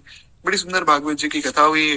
भागवत जी में सिद्धांत की चर्चा हुई। उसके बाद जो है श्री कृष्ण जन्म की लीला हुई है, श्री राम लीला हुई है। भागवत जी में सब प्रसंग ही आ जाते हैं। और बड़ी अद्भुत जो है रामलीला का वर्णन किया है श्री सुखदेव गोस्वामी जी ने। उसके बाद जो चंद्रवंश का वर्णन जब कर रहे थे तो परीक्षित जी ने कहा कि महाराज मैं चंद्रवंश का वर्णन सुनने थोड़ी आया हूँ, मुझे तो चंद्रवंश के जो मणि है, जो चंद्रवंश के चंद्रमा है, उन श्री कृष्ण की कथा सुनाइए। तो फिर जो है 9वें स्कंद के अंत से लेकर 11 स्कंद तक और 12 स्कंद तक ही लगभग श्री सुखदेव गोस्वामी जी ने फिर भगवान श्री कृष्ण की बड़ी अद्भुत अद्भुत लीलाओं का वर्णन किया है। और उसमें रास पंचाध्यायी आदि का भी वर्णन किया है, कृष्ण जन्म का वर्णन हुआ है। खूब सुंदर जो है फिर भागवत जी की कथा सुनाई गई। एक बार प्रेम से बोलिए श्रीमद् भागवत महापुराण की जय। भागवत जी भगवान का ही स्वरूप है। अंत में जो है भगवान ने कहा है, अंत में सुखदेव गोस्वामी जी ने कहा कि नाम संकीर्तनम यस्य सर्व पाप प्रणाशनम। अंतिम जो भागवत जी के श्लोक हैं उनका बस यही भाव है। श्री सुखदेव गोस्वामी जी कहते हैं कि नाम संकीर्तनम यस्य, इसका पूरा सार है। देखिए भागवत जी का सार क्या है। पूरी भागवत सुना दी, सब सिद्धांत सुना दिए, वेद सुना दिए, क्योंकि भागवत जी में वेदों के सिद्धांत हैं। सब सुनाने के बाद क्या कह रहे हैं, नाम संकीर्तनम यस्य सर्व पाप प्रणाशनम प्रणामो दुख शमनः नमामि हरिम परम। कहते महाराज प्रणामो दुख शमनः, भगवान को प्रणाम करने मात्र से ही दुखों का शमन हो जाता है। ये प्रणाम की महिमा है, इसलिए गुरुजनों को, घर के बड़ों को प्रणाम करना चाहिए। प्रातः काल उठ के रघुनाथा, मात पिता गुरु नावहि माथा। प्रणामो दुख शमना, प्रणाम से दुखों का शमन होता है महाराज। तो खैर इस प्रकार से जो है भगवान नाम की महिमा और प्रणाम की महिमा बताकर श्री सुखदेव गोस्वामी जी ने भागवत जी का विश्राम किया है। भागवत जी के अंत में जो है परीक्षित जी से प्रश्न किया कि परीक्षित अब तुम्हारे मन में क्या भाव है। बड़ा सुंदर जवाब श्री परीक्षित जी ने दिया कि गुरुदेव अब जो है मुझे मृत्यु का कोई भय नहीं, मैं तो इंतजार कर रहा हूँ कब मृत्यु आएगी। मैं बड़ा आनंद में हूँ कि जब मेरी मृत्यु आएगी तब मैं प्रेम से जो है भगवान के धाम जाऊंगा। मैं तो अब भगवान का ही ध्यान कर रहा हूँ और मुझे जो है सब और श्री ठाकुर जी ही दिख रहे हैं। तो ये है श्री परीक्षित जी का भाव, बड़ा सुंदर भाव है। तो इस प्रकार से श्री परीक्षित जी का चरित्र भी यहाँ पूर्ण होता है। तो एक बार प्रेम से बोलिए श्री परीक्षित जी महाराज की जय। इस प्रकार से श्री परीक्षित जी को फिर तक्षक ने आकर काटा है और उसके विष से उनका देह जो है भस्म हो गया। और पर वे तो पहले ही शरीर से ऊपर उठ चुके थे तो उनको कोई फर्क पड़ा ही नहीं। हमारे गुरुदेव भगवान इसमें एक भाव ये देते हैं कि भैया परीक्षित जी तो पहले ही भगवान के धाम चले गए, बाद में तक्षक आया, उसने शरीर को काट लिया, वो तो सब जो होना था वो तो हुआ ही, क्यों ब्राह्मण का श्राप है, व्यर्थ तो जाएगा नहीं। तो इस प्रकार से फिर ये पूरी कथा यहाँ पर श्री परीक्षित जी का पूरा चरित्र यहाँ पूर्ण होता है। हाँ, तो इस प्रकार से हमारा ये परीक्षित जी का चरित्र भी हो गया। अब हमें कल जो है श्री शेष भगवान और श्री सूत जी महाराज का चरित्र सुनना है। सूत जी का चरित्र बड़ा विशेष है। सूत जी का चरित्र जो है, बहुत से लोगों ने मुझसे प्रश्न किया था कि भैया ये सूत जी कौन है। हम काफी कथाओं में सुनते हैं और हम भी कई बार यहाँ कथा में भी हम वर्णन करते हैं कि सूत जी ने ऐसा कहा, सूत जी ने वैसा कहा। कौन है ये सूत जी? तो वास्तव में क्या है कि मेरे मन में भी बचपन से बड़ा प्रश्न रहता था। कथा आदि बचपन में जब सुनते थे, टीवी पे आती थी तब तो कथा, अब भी आती होगी भगवान जाने, तो उस समय बार बार ये वर्णन, हरि शरणम हरि शरणम हरि शरणम हरि शरणम हरि शरणम हरि शरणम हरि शरणम हरि शरणम गुरु शरणम गुरु शरणम गुरु शरणम गुरु शरणम हरि शरणम हरि शरणम हरि शरणम हरि शरणम। बड़ी भक्त वत्सल भगवान की जय। तो हम लोग जो प्रसंग सुन रहे थे उसमें हमने सुना था कि ब्रज साहित्य परिषद की स्थापना श्री महाराज जी ने की है और उसमें कौन कौन लोग थे, किस प्रकार स्थापना हुई, वो हम सुन चुके थे। अब जो है श्री सूर्य जयंती किस प्रकार से मनाई जाती है वहां पर, वो हमें सुनना है। ब्रज साहित्य परिषद के विषय में मैं एक बार थोड़ा सा और स्पष्ट कर दूं कि जो हमारे ब्रज मंडल के जो संत हुए, जो कवि हुए, उसमें भी मुख्य रूप से जो अष्ट छाप के कवि हुए, उन सबकी स्मृति में, उन सबकी जो कवित्व हैं उनकी रक्षा के लिए, और बाकी भी ब्रज मंडल के जितने भी कवि हैं, जितने भी संत जन हैं, उनकी जो उनके पद हैं, उनकी कविताएं हैं, उनकी रक्षा के लिए, ताकि उनका संरक्षण हो सके, ये परिषद बनाई गई थी महाराज जी के ही द्वारा। महाराज जी ने ही प्रेरणा करके इस परिषद को बनाया। तो इसमें जो है सूरदास जी की जयंती मनाई जाती। तो सूरदास जी महाराज प्रधान रूप से अष्टछाप कवियों में भी प्रधान है। कहते हैं महाकवि श्री सूरदास जी का आविर्भाव लगभग लगभग सन 1935 के आसपास माना जाता है। क्षमा चाहूंगा, सन 1535। कहते हैं वैशाख शुक्ल पंचमी को ब्रज की सीमा पर स्थित सीही नामक ग्राम में हुआ। अब यहाँ पर जो है श्री सूरदास जी का चरित्र भी हो जाएगा हमारा साथ के साथ। कहते हैं आगरा मथुरा के मध्य में एक गांव है जिसका नाम है रुंगता। उसके निकट में यमुना जी के गो घाट पर महाप्रभु श्री वल्लभाचार्य जी से वैष्णवी दीक्षा प्राप्त करके ब्रज भाषा में श्री कृष्ण लीला का गान करने की प्रेरणा जो है आपको प्राप्त हुई और आप जो है परासोली चले गए। और परासोली जाकर वहां पर श्री श्री सूरदास जी ने खूब सुंदर सुंदर पद लिखे हैं। कहते परासोली गोवर्धन की परिक्रमा के निकट ही स्थित है। जो लोग गए हैं वृंदावन में वे जानते होंगे। और यहाँ आपने जो है एक बहुत लंबे समय तक निवास किया है और लगभग लगभग 73 वर्षों तक, 73 ईयर्स तक आपने यहाँ निवास किया श्री सूरदास जी ने। और इस अवधि में जो है अभूतपूर्व भाव सुषमा एवं खूब सुंदर जो है काव्य की रचना आपके द्वारा हुई है, जिसमें श्री कृष्ण लीलाएं आपने कृष्ण लीला रूपी साहित्य निधि जगत को प्रदान की। और लगभग लगभग सन विक्रम संवत 1640 में महाकवि ने परासोली ग्राम में ही 105 वर्ष की अवस्था में भगवत लीला में प्रवेश किया। 1535 में जन्म हुआ तो 1635 तक 100 साल और 1640 तक जो है लगभग 105 वर्ष की आयु में श्री सूरदास जी महाराज का भगवत लीला में प्रवेश हुआ। कहते हैं इस ग्राम में सूरकुटी नाम की एक कुटिया है एवं उससे संलग्न एक पीलू का वृक्ष, क्षमा चाहूंगा, एक पीलू का वृक्ष है। अब पीलू का वृक्ष क्या होता है मैं क्षमा चाहूंगा, ये तो मुझे पता नहीं, आप में से किसी को पता हो तो बताइएगा।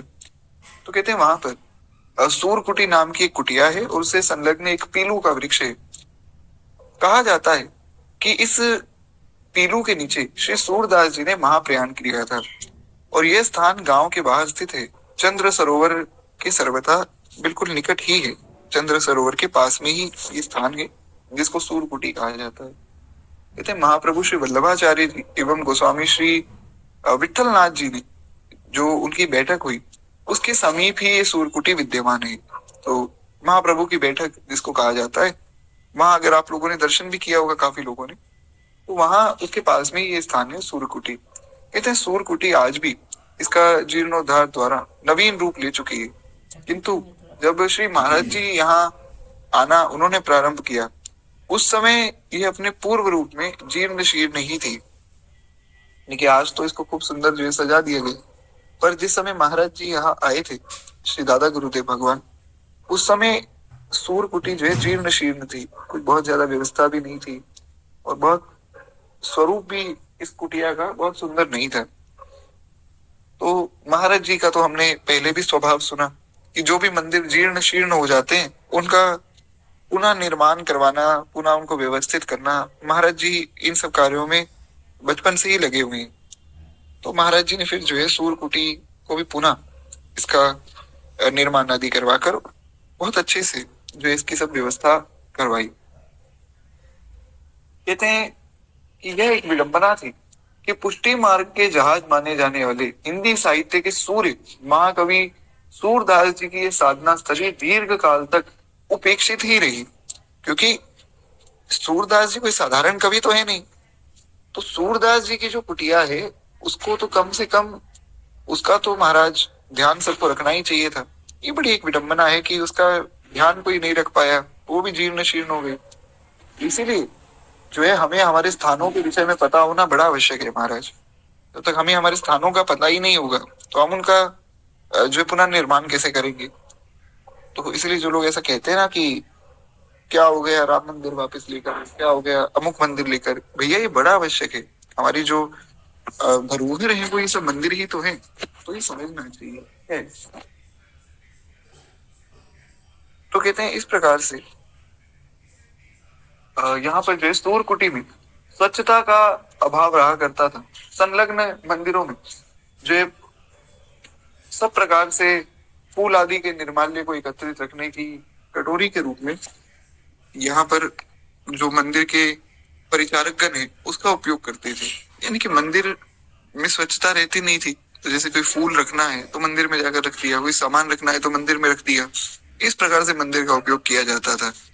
कहते हैं ऐसी स्थिति में श्री सूरदास जी की जन्म तिथि अथवा महाप्रयाण तिथि पर कोई भी विशेष उत्सव भी नहीं होता था। अब जो मंदिर का ही ध्यान नहीं रख रहे हैं लोग, उनके कुटिया का ही ध्यान नहीं रख रहे हैं, तो उनका उत्सव तो क्या ही मनाएंगे। तो कोई समारोह भी संभव नहीं था। और इस प्रकार से जो है बहुत जीर्ण शीर्ण अवस्था इस मंदिर की थी। और सूरदास जी की जो जन्म स्थली थी उसका भी खूब ऐसा उद्धार हुआ नहीं था उस समय।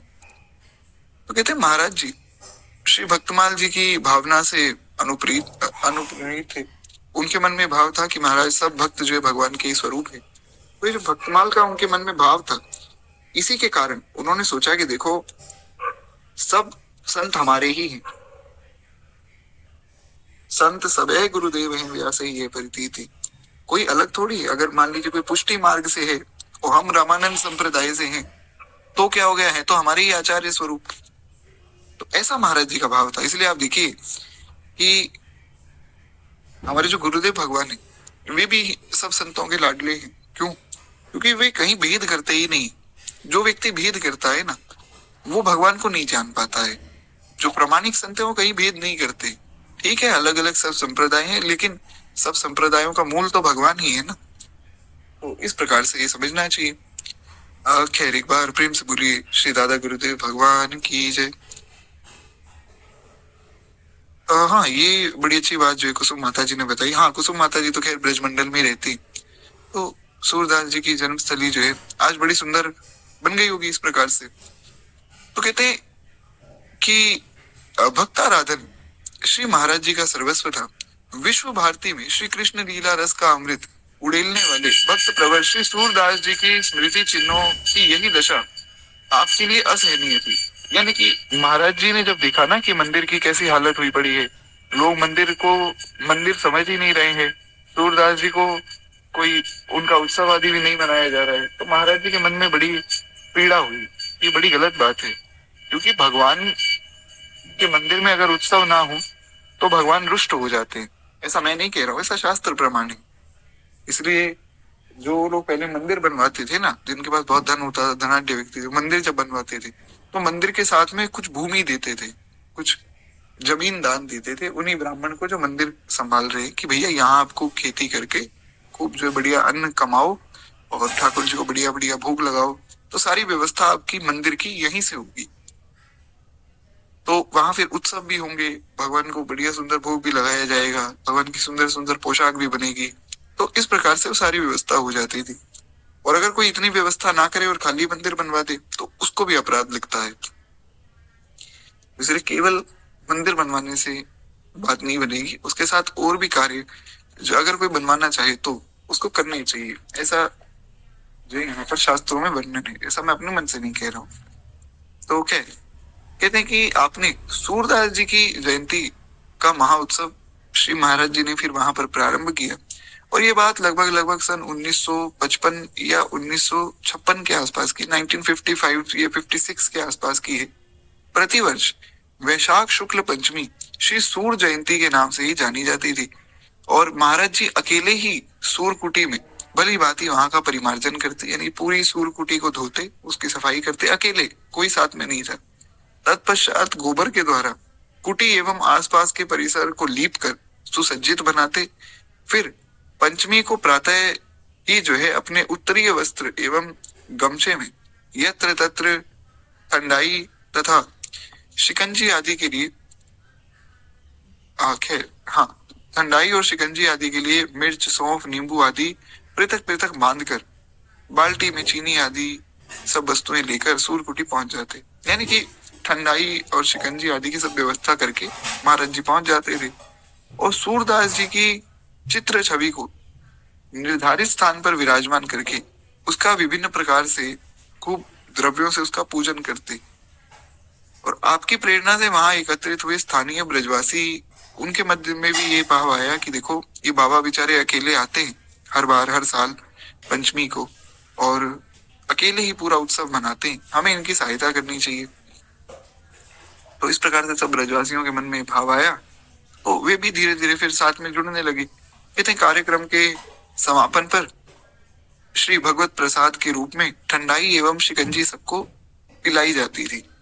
और महाराज जी के द्वारा सर्वप्रथम प्रारंभ किए हुए इस सूर्य जयंती महोत्सव को यहाँ इसका संक्षिप्त स्वरूप है, आज भी ये मनाया जाता है। ये महाराज जी के द्वारा ही प्रारंभ किया गया था। कहते हैं आगे चलकर यह उत्सव क्रमशः विकसित होता चला गया, विभिन्न सांस्कृतिक कार्यक्रमों से संयोजन और उत्सव का बृहद रूप इसने प्राप्त किया। यानी कि धीरे धीरे फिर ये और विशाल होता गया, लोग जुड़ते गए तो और जो है प्रेम से उत्सव मनाया जाने लगा। तो कहते हैं लगभग सन 1968 में श्री महाराज जी के द्वारा ब्रज साहित्य परिषद की स्थापना हुई। तब इस संस्था के तत्वाधान में ही श्री सूर्य जयंती का कार्यक्रम फिर हर साल होने लगा। फिर उसके बाद तो जो है ब्रज साहित्य परिषद ने ही ये कार्य अपने ऊपर ले लिया। तो इस प्रकार जो से सूरदास जी की जयंती को भी यहाँ मनाया गया। तो मुख्य बात यह है कि महाराज जी जिस भी मंदिर को देखते ना, चाहे वो किसी भी परंपरा का, किसी भी साधु का वो स्थान हो या वो किसी भी स्वरूप का मंदिर हो, वे उसका उद्धार अवश्य करते थे। और यही है सर्वत्र भगवत दृष्टि। कोई भेद नहीं कि भैया हम तो रामानंदी साधु हैं तो हम क्यों जो है पुष्टि मार्ग के मंदिर का उद्धार करें, ऐसा भेद नहीं। इसीलिए जो है श्री दादा गुरुदेव भगवान है। एक बार प्रेम से बोलिए भक्तवत्सल भगवान की जय। तो अब जो है ब्रज साहित्य परिषद के द्वारा बहुत से भक्त कवियों की जयंती को मनाया जाता है। अब वो जयंती कब मनाई जाती है और स्थान क्या होता है वो जानने की कुछ विशेष आवश्यकता है नहीं। तो मैं उन कवियों के नाम ले देता हूँ कि सब भक्त कवि हैं तो भक्तों के नाम लेने चाहिए, उसके बाद फिर हम आगे बढ़ेंगे। श्री केशवाचार्य जी की कथा आपने सुनी थी, आप लोगों को अगर याद हो। श्री वल्लभाचार्य जी महाराज, श्री कुंभन दास जी, श्री सूरदास जी, श्री परमानंद दास जी, श्री कृष्णदास जी, श्री गोविंद स्वामी जी, श्री चीत स्वामी जी, श्री चतुर्भुज दास जी, श्री नंद दास जी, श्री तुलसीदास जी एवं श्री नारायण स्वामी जी, इन सबकी जो है सुंदर जयंतियां मनाई जाती है आज भी ब्रज साहित्य परिषद के द्वारा। तो ये प्रसंग यही हमारा पूर्ण होता है। किसकी जयंती कब आती है और कब जो है कौन से स्थान में मनाई जाती है, उस पर विशेष रूप से चर्चा हमें करनी ही नहीं। तो हम थोड़ा आगे बढ़ते हैं अगले प्रश्न की ओर। कहते हैं महाराज जी के नेतृत्व में ब्रज साहित्य परिषद के द्वारा प्रारंभ किए गए उत्सव एवं अन्य कार्यक्रम आपको श्री धाम आ जाने के पश्चात भी चलते रहे। क्यों, महाराज जी तो गोवर्धन में ये सब काम करके आए थे, फिर भी श्री धाम वृंदावन आ गए, तो फिर भी ये सब काम चल रहे थे। कहते हैं वर्तमान में भी ये सब संस्था महाराज जी के ही अमोघ आशीर्वाद से आज भी चल रही है और ब्रज साहित्य परिषद से आज भी ये सब उत्सव मना रहे हैं। अन्य भी उत्सव मनाए जाते हैं वहां पे। कहते ब्रज साहित्य परिषद के द्वारा पूज्य वैष्णवाचार्यों, संतों, अष्टचाप के अन्य कवियों के उत्सव भी मनाए जाते हैं और महाराज जी के इन सभी समारोह में जो है ऊर्जा का केंद्र महाराज जी रहते थे। महाराज जी ने ही सब काम किया था। तो जितने भी उत्सव होते थे उसमें जो जो संत आते थे सबसे पहले महाराज जी के पास ही जाते थे, उनको ही प्रणाम करते थे, उनसे ही चर्चा करते थे। कहते हैं उत्सव प्राय भक्त कवियों की भजन स्थलियों पर ही मनाए जाते हैं और कुछ उत्सव जो है परिषद के कार्यालय में भी मनाए जाते हैं। इस प्रकार से महाराज जी ने ही सूर सौरभ ग्रंथ में तिथि, स्थान आदि सब बताया है। कौन से संत की जन्म की तिथि क्या है, उसकी नित्य लीला प्रवेश की तिथि क्या है और कहाँ उनकी जयंती मनाई जाती है, सारा वर्णन जो है सूर सौरभ एक ग्रंथ है उसमें दिया गया है। खैर हमें उसमें ज्यादा विस्तार में सुनना नहीं है, हम थोड़ा आगे बढ़ते हैं। एक बार प्रेम से बोलिए वत्सल भगवान की जय। आगे जो हमारा प्रथम उसमें श्री हरिदास खिमजी सूर विद्यालय के प्रेरक। कहते परासोली चंद्र सरोवर के तट पर श्री सूरकुटी के समीप एक विशाल एवं सुदृढ़ भवन है।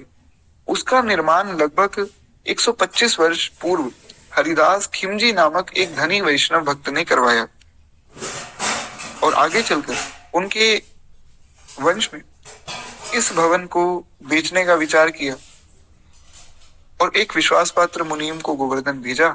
कुमेरिया जी ने उस मुनीम को श्री महाराज जी से मिलवाया, क्योंकि जो हरिदास खिमजी थे उन्होंने तो ये जो स्थान बनवाया था, उन्होंने तो सोचा कि भगवान का सुंदर यहाँ पर जो उत्सव आदि होंगे, तो उनके पुत्रों ने सोचा कि इसको बेच दिया जाए। उन्होंने एक मुनीम को गोवर्धन भेजा। तो जो कुमेरिया जी थे, जो महाराज जी के संग में रहा करते थे, कुमेरिया जी ने कहा कि आप जो है महाराज जी से मिलो। आपने इस परामर्श को दिया कि देखो भवन को बेचना सेठ जी की भावना के विरुद्ध है। सेठ जी ने भवन बेचने के लिए नहीं बनवाया था, उन्होंने तो ये भवन भगवान के निमित्त बनवाया था। अतः इसे जो किसी अच्छे संस्था को दान स्वरूप में दे दिया जाए, जिससे सेठ जी का नाम भी बना रहे और वहां के लोक सेवा के कार्य में भी ये भवन लग सके, तो अच्छा हो जाएगा। तो कहते हैं मुनीम जी को यह बात बड़ी जच गई। मुनीम जी ने कहा कि आपकी बात से मैं सहमत हूँ।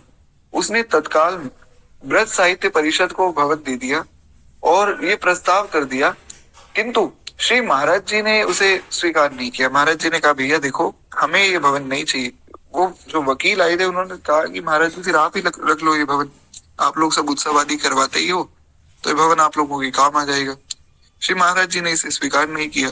तो आपने सूरदास जी का ये कार्यरत संस्था सूर्य समार्क मंडल आगरा से संपर्क करके इसी भवन को उसे दान स्वरूप दिलवा दिया। वर्तमान में इस भवन को श्री हरिदास खिमजी सूर विद्यालय चला रहा है, यानी कि इसमें एक विद्यालय चल रहा है आज के समय में। और महाराज जी ने इस विद्यालय की अनेक वर्षों तक जो है संभाल भी की। आगे कहते हैं सदगुरुदेव श्री सरपंच बाबा महाराज का साकेतवास। महाराज जी के सदगुरुदेव परम पूज्य महंत श्री रामचरण दास जी महाराज, जिन्हें सरपंच बाबा के नाम से भी जाना जाता है, सन 1970 में श्रीधाम अयोध्या में अपने पार्थिव कलेवर का परित्याग करके श्री सीताराम जी की नित्य लीला में आपने प्रवेश किया। श्री रामानंद संप्रदाय के एक सर्वमान्य वरिष्ठ संत के रूप में आपकी विपुल ख्याति थी। हनुमानगढ़ी के सरपंच पद को आपने आजीवन समलंकृत किया। और हमने पहले भी सुना था कि सरपंच बाबा जो थे वो बार बार सरपंच नियुक्त हो जाते थे।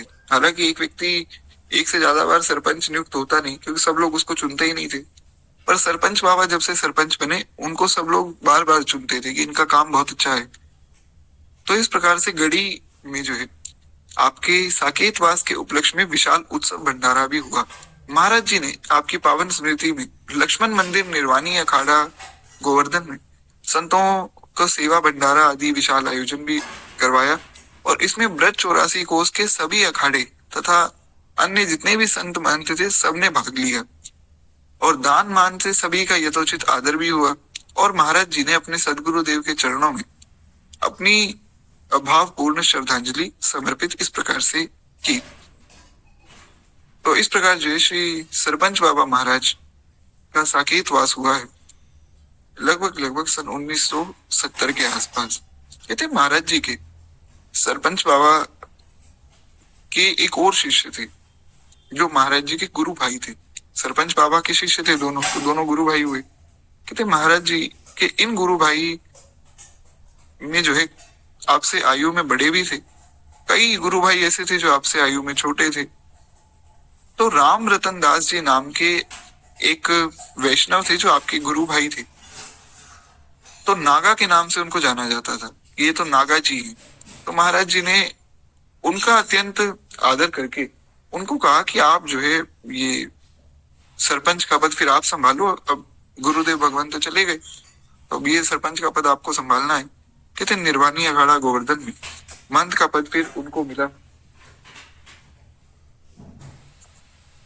तो कहते हैं कि इस प्रकार से महाराज जी ने प्रस्ताव रखा कि ये जो है महंत का पद आप ले लीजिए और सदगुरुदेव सरपंच बाबा का जो भी पद है, जो भी सब उनकी ख्याति है, उसको आपको ही बढ़ाना है। कहते हैं आपके भगवत धाम गमन के पश्चात श्री नागा जी को महंत पद प्रदान किया गया और न्यायिक एवं प्रशासनिक गतिविधियों के संचालन के लिए काम चलाऊ आवश्यक अधिकार श्री महाराज जी ने अपने पास रखा हुआ था। यानी कि कुछ ऐसे अधिकार थे जो महाराज जी ने अपने पास रखे थे, बाकी सारे अधिकार जो है उनको मिल गए थे, जो ये राम रतन दास जी थे ना। क्योंकि देखिए सरपंच बाबा महाराज के सबसे प्रिय शिष्य थे श्री दादा गुरुदेव भगवान, तो सरपंच बाबा ने दादा गुरुदेव भगवान को अपना उत्तराधिकारी नियुक्त किया था। पर दादा गुरुदेव ने सोचा कि देखो मैं तो वृंदावन में रहता हूँ और अब मैं जो है वृंदावन को छोड़कर कैसे आ सकता हूँ, मैं तो यहाँ जो है लक्ष्मण मंदिर में निवास करता हूँ गोवर्धन में। तो इसलिए अपने गुरु भाई को उन्होंने वहां का सरपंच बना दिया कि आप जो गुरु जी का स्थान ले लो और महाराज कुछ जो विशेष काम है, जो लीगल वर्क है, वो मैं अपने अंडर रखूंगा, वो मैं करूंगा। तो ये महाराज जी का यहाँ पर एक निस्वार्थता दिखी। ऐसा कोई भी इतना बड़ा स्थान दे देना ये कोई साधारण बात नहीं, ये तो बहुत त्याग जिसके अंदर होता है वही ऐसा काम कर सकता है। जैसे हमारे ब्रजमंडल के एक संत हुए, नाम तो मैं उनका नहीं लूंगा, बड़े प्रसिद्ध संत हैं। उन्होंने देखा कि वे जिस स्थान में रहते थे ना, वे तो साधु थे, साधु तो किसी भी स्थान में रह लेते, तो उस स्थान में उन्होंने देखा कि जो स्थान के महंत थे वो महंत जी जो है उनकी मृत्यु होने वाली थी और उनके दो शिष्य थे। तो एक शिष्य को बहुत ज्यादा प्यार करते थे, दूसरे शिष्य को उतना लाड नहीं करते थे। हालांकि गुरु तो गुरु हैं, वे तो किसके साथ क्या लीला कर रहे हैं तो वे स्वयं जाने। तो हुआ क्या, जिस शिष्य को वे ज्यादा लाड नहीं करते थे ना, उसने सोचा कि कहीं ये स्थान ये मेरे गुरु भाई को ना दे दें गुरु जी। तो उसने क्या किया कि गुरु जी के लिए बढ़िया सुंदर अधोटा दूध की खीर बनाई और उसमें जहर मिलाकर गुरु जी को जहर देकर मार दिया। जब जहर देकर मार दिया तो ये जो हमारे बाबा हैं इनके मन में महाराज बड़ा दुख हुआ। मैं नाम जान के नहीं ले रहा हूँ, बड़ा अद्भुत जो है उनकी ख्याति है पूरे ब्रजमंडल में। तो बाबा के मन में बड़ा दुख हुआ कि बताओ ये कैसे लोग हैं, अरे वैष्णव होकर अपने गुरु को जहर देकर मार दिया। और क्यों मार दिया, एक स्थान के लिए, जो स्थान आज है कल भैया मृत्यु हो जाएगी तो स्थान तुम्हारा तो रहेगा नहीं, कल किसी और को मिल जाएगा। तो उनका मन बड़ा दुखी हुआ, फिर वे अलग ही जंगलों में चले गए कि अब मैं यहाँ भजन करूंगा। तो एक एक स्थान पाने के लिए लोगों का महाराज युद्ध हो जाता है, षड्यंत्र रचते हैं अपने गुरु भाइयों के प्रति। और महाराज जी ने बड़े प्रेम से जो है वो स्थान अपने गुरु भाई को दे दिया और बिना मांगे दे दिया कि भैया आप रख लो। ये है महाराज जी का त्याग। खैर एक बार प्रेम से बोलिए श्री महाराज जी की जय। कहते हैं इस प्रकार से अपने संस्था की सर्वोपरि गरिमाम्य महंत पद को कभी स्वीकार नहीं किया। और यद्यपि मठ मंदिरों में सभी कार्य सब प्रकार से आपके द्वारा ही संचालन होते थे, यानी कि काम सारा महाराज जी करते थे और लेकिन नाम अपना नहीं करवाते थे। वे अपने आप को इतना छिपाते थे कि कहीं किसी को पता ना लग जाए कि ये काम जो है महाराज जी द्वारा किया गया। जैसे अब जो जो हमने जितने जितने मंदिरों का नाम सुना, जितने जितने संस्थाओं का नाम सुना, हमने नाम तो निश्चित रूप से आपने भी सुने होंगे, और ये शायद आपको भी ना पता हो कि ये स्थान जो है महाराज जी के द्वारा ही इनका जीर्णोद्धार हुआ है। तो यही महाराज जी का स्वभाव था, वे अपने आप को बहुत छिपा कर रखते थे। कहते हैं श्री शिव नंदन दास जी आपके एक छोटे गुरु भाई थे। तो सदगुरुदेव सरपंच बाबा ने उनसे कहा कि मेरे पश्चात ये नहीं सोचना कि गुरुदेव नहीं रहे। ये बड़ा सुंदर प्रसंग है, बहुत ध्यान से सुनिएगा। एक और वैष्णव थे जिनका नाम था शिवनंदन दास जी। तो शिवनंदन दास जी महाराज जी के छोटे गुरु भाई थे। तो वो अपने गुरुदेव से यानी कि सरपंच बाबा से प्रश्न करते थे कि गुरुजी जब आप चले जाएंगे तब मेरा क्या होगा। तो सरपंच बाबा कहते थे भैया ये कभी मत सोचना कि मेरे पश्चात गुरुदेव नहीं रहे, अपितु शास्त्री जी को ही अपना गुरु मानना। यानी कि महाराज जी को भी शास्त्री जी कहते थे। तो बोले श्री भक्तमाली जी जो है, जो शास्त्री जी हैं, उनको ही अपना गुरु मानना। ये है महाराज जी की महिमा कि उनके गुरुदेव जो है अपना ही स्वरूप उनमें देख रहे हैं। यही तो एक सच्चे गुरु और सच्चे शिष्य की पहचान है। सच्चा गुरु कौन? जो सामने वाले को भी गुरु बना दे, यानी कि अपने समान कर दे। कपि तरु तर अप्रभु तरु तर कपि डार पर, ते किए आप समान, तुलसी कहो न राम सो साहिब शील निधान।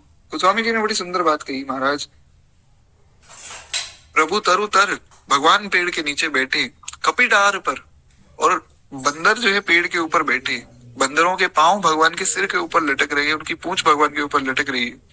विभीषण जी ने कहा कि ये तो बड़ी अशिष्टता है महाराज, भगवान के ऊपर पांव रख के बैठे।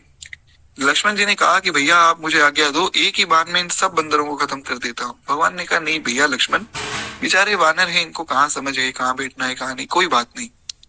गोस्वामी जी ने कहा कि तुलसी कहो न राम सो साहिब शील निधान। ऐसा कौन करुणा में होगा जो वानरों को अपने समान बना लिया महाराज। ये करुणा केवल भगवान में और सच्चे सदगुरुदेव में ही है। अपने समान कोई किसी को नहीं कर सकता। जो ईर्ष्यालु व्यक्ति होगा ना, उसके मन में हमेशा डर रहेगा कि कोई मेरे समान ख्याति ना पाले, कोई ऐसा ना हो जिसको मेरे समान सम्मान मिलने लग जाए, तो वो हमेशा उस व्यक्ति को दबाएगा। पर भगवान कितने करुणा में, संत कितने करुणा में कि वो हर व्यक्ति को अपने समान कर देते हैं। इसलिए गोस्वामी जी ने कहा कि महाराज पारस तो केवल लोहे को सोना बनाता है, लेकिन गुरु तो शिष्य को गुरु ही बना देते हैं। ये है सदगुरुदेव की महिमा। भगवान ने उद्धव जी को कहा कि उद्धव, मैं तुम में और मुझ में रंच मात्र भी भेद नहीं समझता हूँ। मैं ये नहीं मानता हूँ कि तुम जो है मुझसे कम ज्ञानी हो। ये बात भगवान कह रहे हैं। भगवान के समान ज्ञानी कौन होगा महाराज? भगवान तो भगवान है। पर धन्य है श्री ठाकुर जी जो उद्धव जी को अपने समान बता दिया। तो ये केवल भगवान का स्वभाव है। खैर एक बार प्रेम से बोलिए भक्त वत्सल भगवान की जय। तो इस प्रकार से जो है सदगुरुदेव श्री सरपंच बाबा महाराज ने कहा कि देखो कभी भी ये मत सोचना कि मैं चला गया, अपने बड़े गुरु भैया श्री भक्तमाली जी में ही मेरे स्वरूप का दर्शन करना। अतएव शिव नंदन दास जी ने अपने ज्येष्ठ गुरु भ्राता महाराज जी को सदैव गुरु रूप में ही माना, और आप समय समय पर जो है गोवर्धन में रहकर वहां की सेवा कार्यों में श्री महाराज जी का सहयोग भी किया करते थे।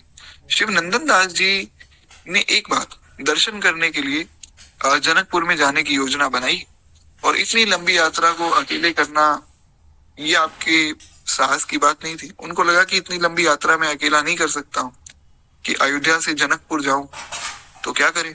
तो महाराज जी ने उन्हें आश्वासन दिया कि आप जो है यात्रा के लिए प्रस्थान करो, और श्री जानकी जी आपकी सब प्रकार से संभाल करेगी। उन दिनों में सड़कों के मार्ग में तथा वाहनों का इतना एक बाहुल्य नहीं था, यानी कि इतनी सड़कें और इतने बढ़िया बढ़िया हाईवे और इतनी गाड़ियां उस समय इतना कुछ नहीं था। कहते हैं पद यात्रा ही अधिक हुआ करती थी। तो शिव नंदन दास जी पैदल ही चले गए, और पैदल चलते चलते जनकपुर के क्षेत्र में प्रविष्ट हुए। आपको भोजन प्रसाद ग्रहण किए हुए 2 दिन हो चुके थे। पैदल पैदल चलते जा रहे हैं, मार्ग में साधु कुछ खाते नहीं है। जो प्रमाणिक साधु है ना, वो आज भी मार्ग में कुछ नहीं खाते। एक बार हमारे गुरुदेव भगवान के साथ भी ऐसा हुआ। महाराज जी मार्ग में तो जल भी नहीं पीते थे, श्री दादा गुरुदेव भगवान।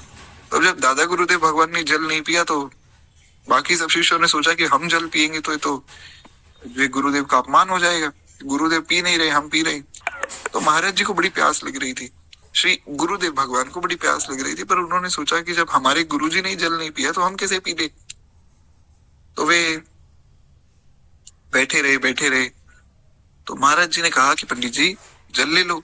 बोले कि गुरुदेव जल लूं किससे, हम जो जल लाए थे वो तो खत्म हो गया और अन्य किसी से जल मांग नहीं सकते। पता नहीं कौन जो एक ऐसा व्यक्ति है, उसके कैसे संस्कार है, ऐसे किसी से जल कैसे मांगे।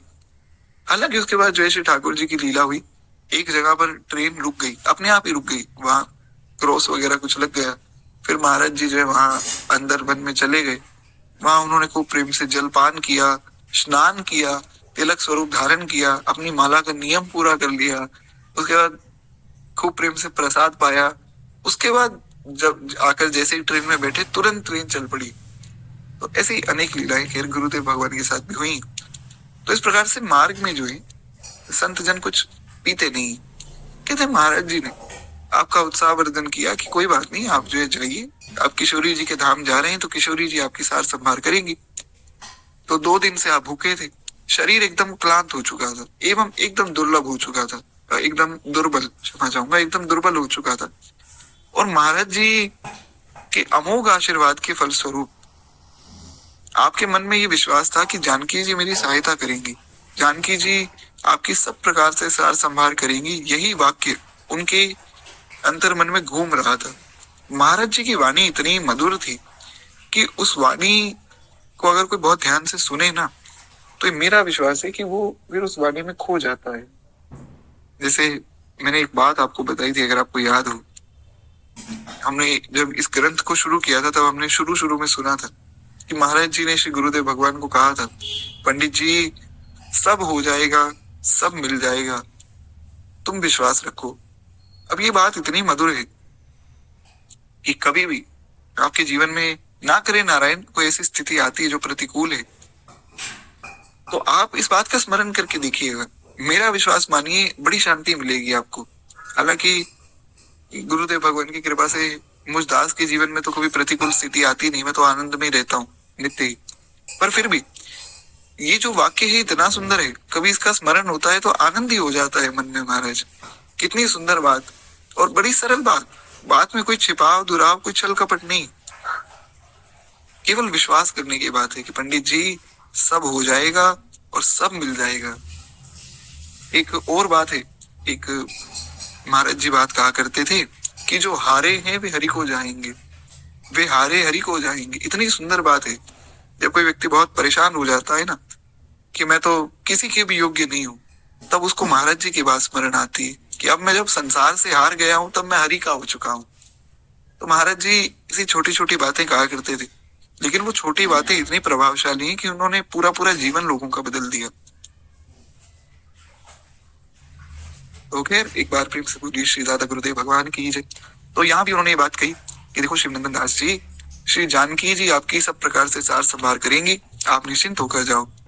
अपने भक्त के इस वाक्य को सत्य सिद्ध करने के लिए श्री जनक नंदिनी, श्री मिथिलेश्वरी, श्री जानकी जी ने क्या किया, एक छोटी सी किशोरी के रूप में जो किशोरी जी आई और उस छोटी सी बालिका के, छोटी सी किशोरी जी के रूप में वे बाबा के निकट आ गई और उनके कर कमलों में मिथिला का प्रसिद्ध भोजन दही चिवड़ा से भरा हुआ थाल था। तो शिवनंदन दास जी के सन्मुख आपने वह थाल रख दिया और उनके लिए ये बड़ी आश्चर्य की बात थी कि भैया मैं यहाँ आया हूँ, ना मैं किसी को जानता हूँ, ना मैं किसी को पहचानता हूँ, ना कोई मुझे जानता है। ये छोटी सी लाली आई और इस लाली के हाथ में बढ़िया दही चिवड़े से भरी हुई थाल है और ये मेरे सामने क्यों रख रही है। बड़ा आश्चर्य हुआ। तो एक अपरिचित व्यक्ति को ये भोजन क्यों करा रही, और 2 दिन में मैंने भोजन नहीं किया और जैसे ही भोजन का स्मरण हुआ भोजन आ गया। तो ये तो निश्चित रूप से जो किशोरी जी की लीला ही है। उसके विषय में ये किशोरी कैसे जान गई, ये विचार आपके मन में चल रहा था, किंतु किसी निर्णय पर वे पहुंच नहीं पा रहे थे। कुछ क्षण के पश्चात आपसे उस किशोरी से जो है आपने जिज्ञासावश प्रश्न पूछा पर जैसे ही प्रश्न पूछना चाह रहे थे वो अंतर्ध्यानी हो गई। आप समझ गए कि ये जो है किशोरी जी की कृपा है, तो वहां दूर दूर तक उसका कोई पता ही नहीं चला। इस प्रकार जो है आपको स्मरण हुआ कि महाराज जी ने मुझे आशीर्वाद दिया था कि किशोरी जी मंगल करेंगी, तो महाराज जी के आशीर्वाद स्वरूप जो किशोरी जी ने मंगल किया।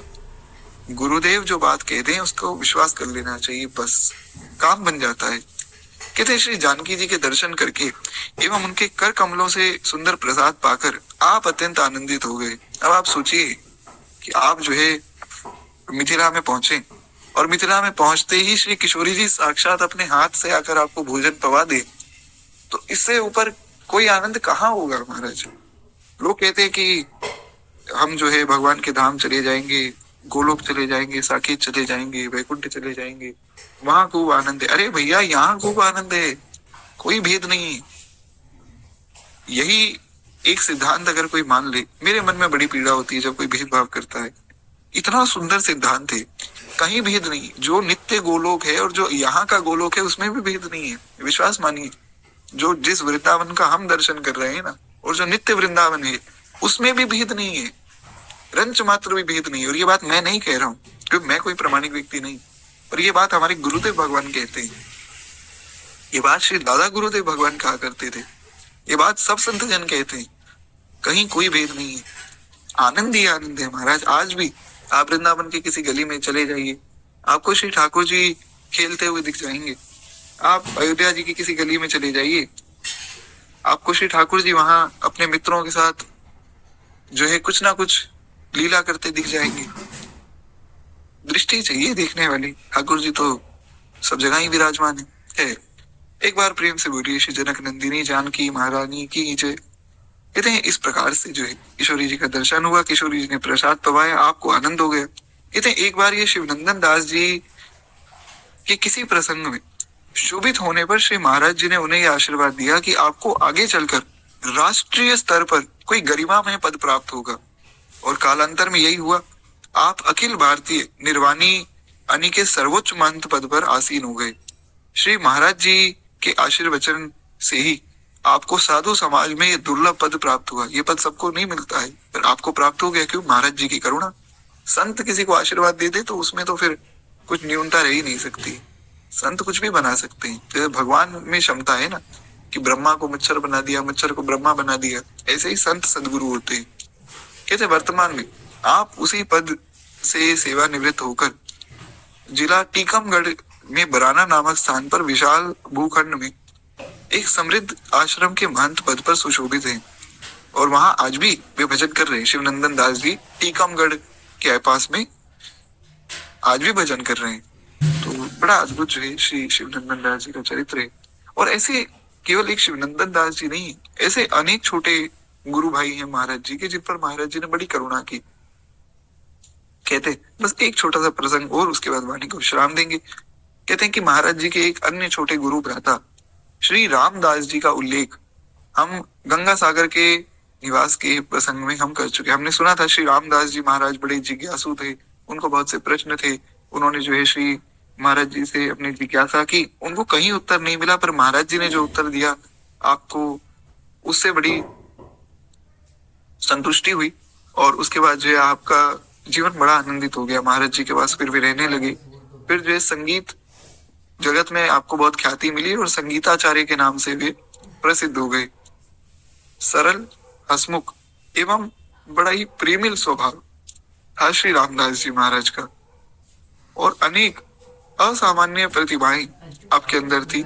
ये केवल गुरु कृपा से ही आती। किसी भी व्यक्ति के जीवन में कुछ भी अच्छाई दिख रही है तो समझ जाइए उसके गुरुदेव की उस पर कृपा है, बस और कुछ भी नहीं। कहते हैं इस समय आप अयोध्या में श्री करुणा निधान भवन आश्रम के महंत पद पर विराजमान हैं। श्री ठाकुर करुणा निधान की सेवा में विरत हैं। ये सब हम पहले सुन चुके हैं, ये तो मैंने पुनः आपको इसलिए सुना दिया ताकि एक बार याद आ जाए। तो इस प्रकार से हमारा ये प्रसंग भी पूर्ण होता है। और उसके बाद जो है अभी क्या दादा गुरुदेव भगवान का चरित्र तो महाराज बहुत बड़ा है। कहाँ हमने सोचा था कि जब तक भक्तमाल जी की कथा का कुछ दिन विश्राम है तब तक दादा गुरुदेव का चरित्र कुछ 5-7 दिन में सुन लेते हैं, पर वो संभव नहीं हो पाया। खैर बड़ी अच्छी बात भी है, जल्दी जल्दी सुन लेते, समझ कुछ आता नहीं। तो धीरे धीरे आनंद से हम सुनेंगे।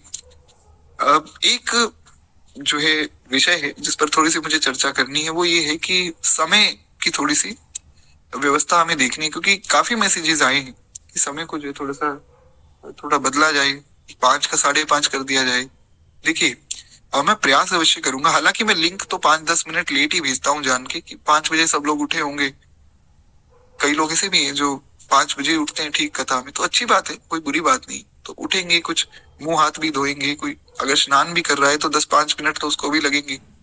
तो इस कारण से मैं लिंक जो है 10 मिनट लेट ही भेजता हूँ। तो कोई बात नहीं, अगर व्यवस्था बनती है तो देखते हैं 2-5 दिन में अगर समय थोड़ा बदला जा सके। नहीं तो मेरी बड़ी विनम्र प्रार्थना है कि 5-10 मिनट तो हम लेट वैसे ही कथा शुरू करते हैं, और उसमें भी 5-7 मिनट तो मंगलाचरण ही होता है। तो अगर किसी को बहुत ज्यादा कुछ ऐसा परेशानी हो रही हो तो आप मुझे बता दीजिएगा व्हाट्सएप पे, फिर हम देखते हैं जैसे श्री ठाकुर जी व्यवस्था बनाई। और जहां तक बात है हमारी आगे के प्रसंगों की, वो हम फिर कल जो है कल उसका स्मरण करेंगे। आज वाणी को विश्राम देंगे। एक बार प्रेम से बोलिए भक्त वत्सल भगवान की जय। इस धन्य नाभ